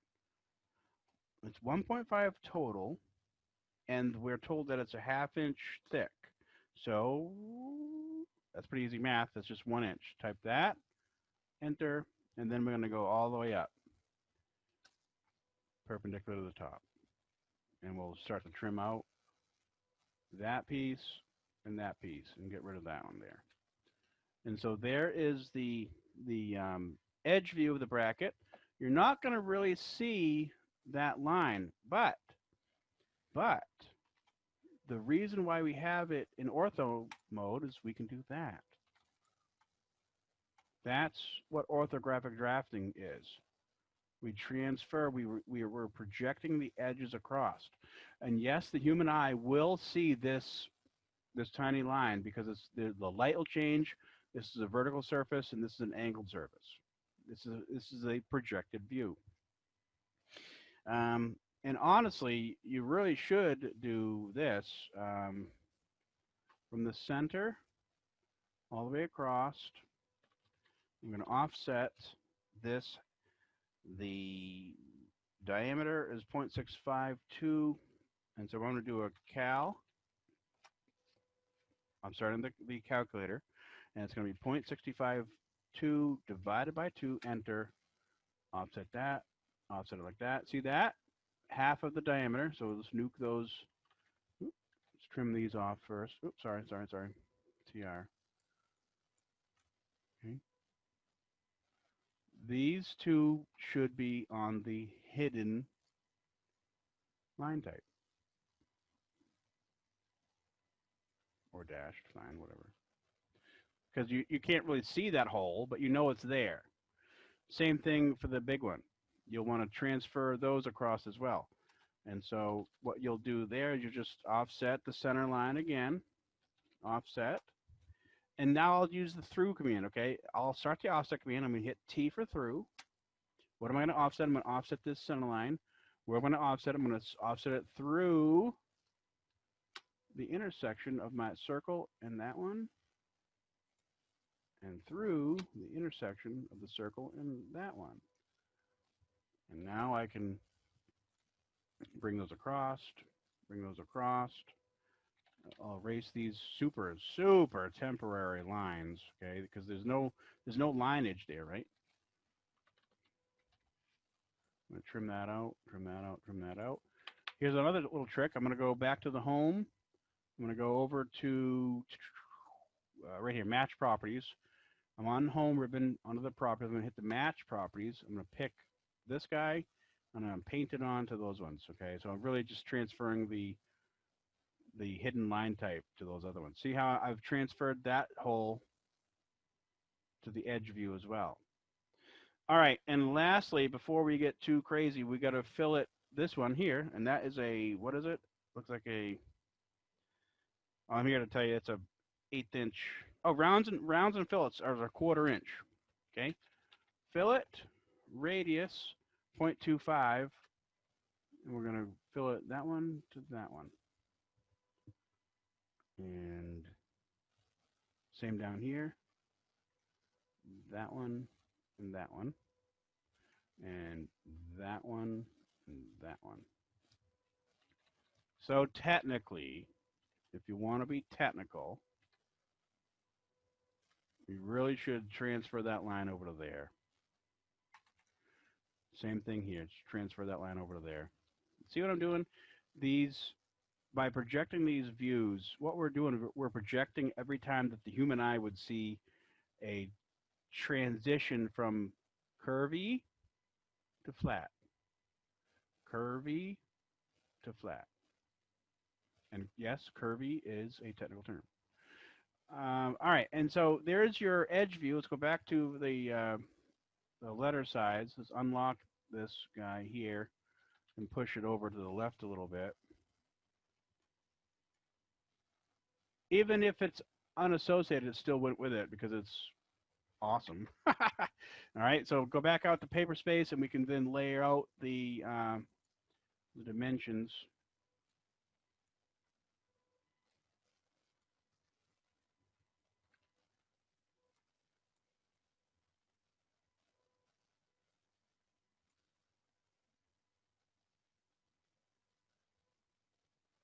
And in true fashion, you really should dimension those projected holes.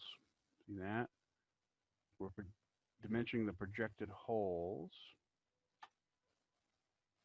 And this guy here to the top is what we're really, there's your 1.43. Oh, wrong one.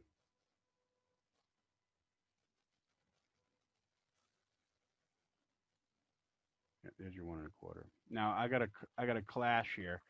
I've got a clash of dimensions, so I got to fix that up.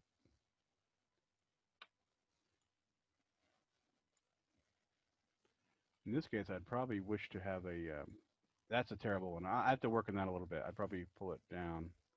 Yeah. Yeah, see that? And probably pull this guy up. All right, so you see the idea of how to do orthographic drafting in 2D plus the dimensioning. That's what's going to be for homework. You guys probably should be done by now. I mean, geez, I've been yakking long enough. Any questions on the orthographic drafting with dimensions? Anybody? Anybody?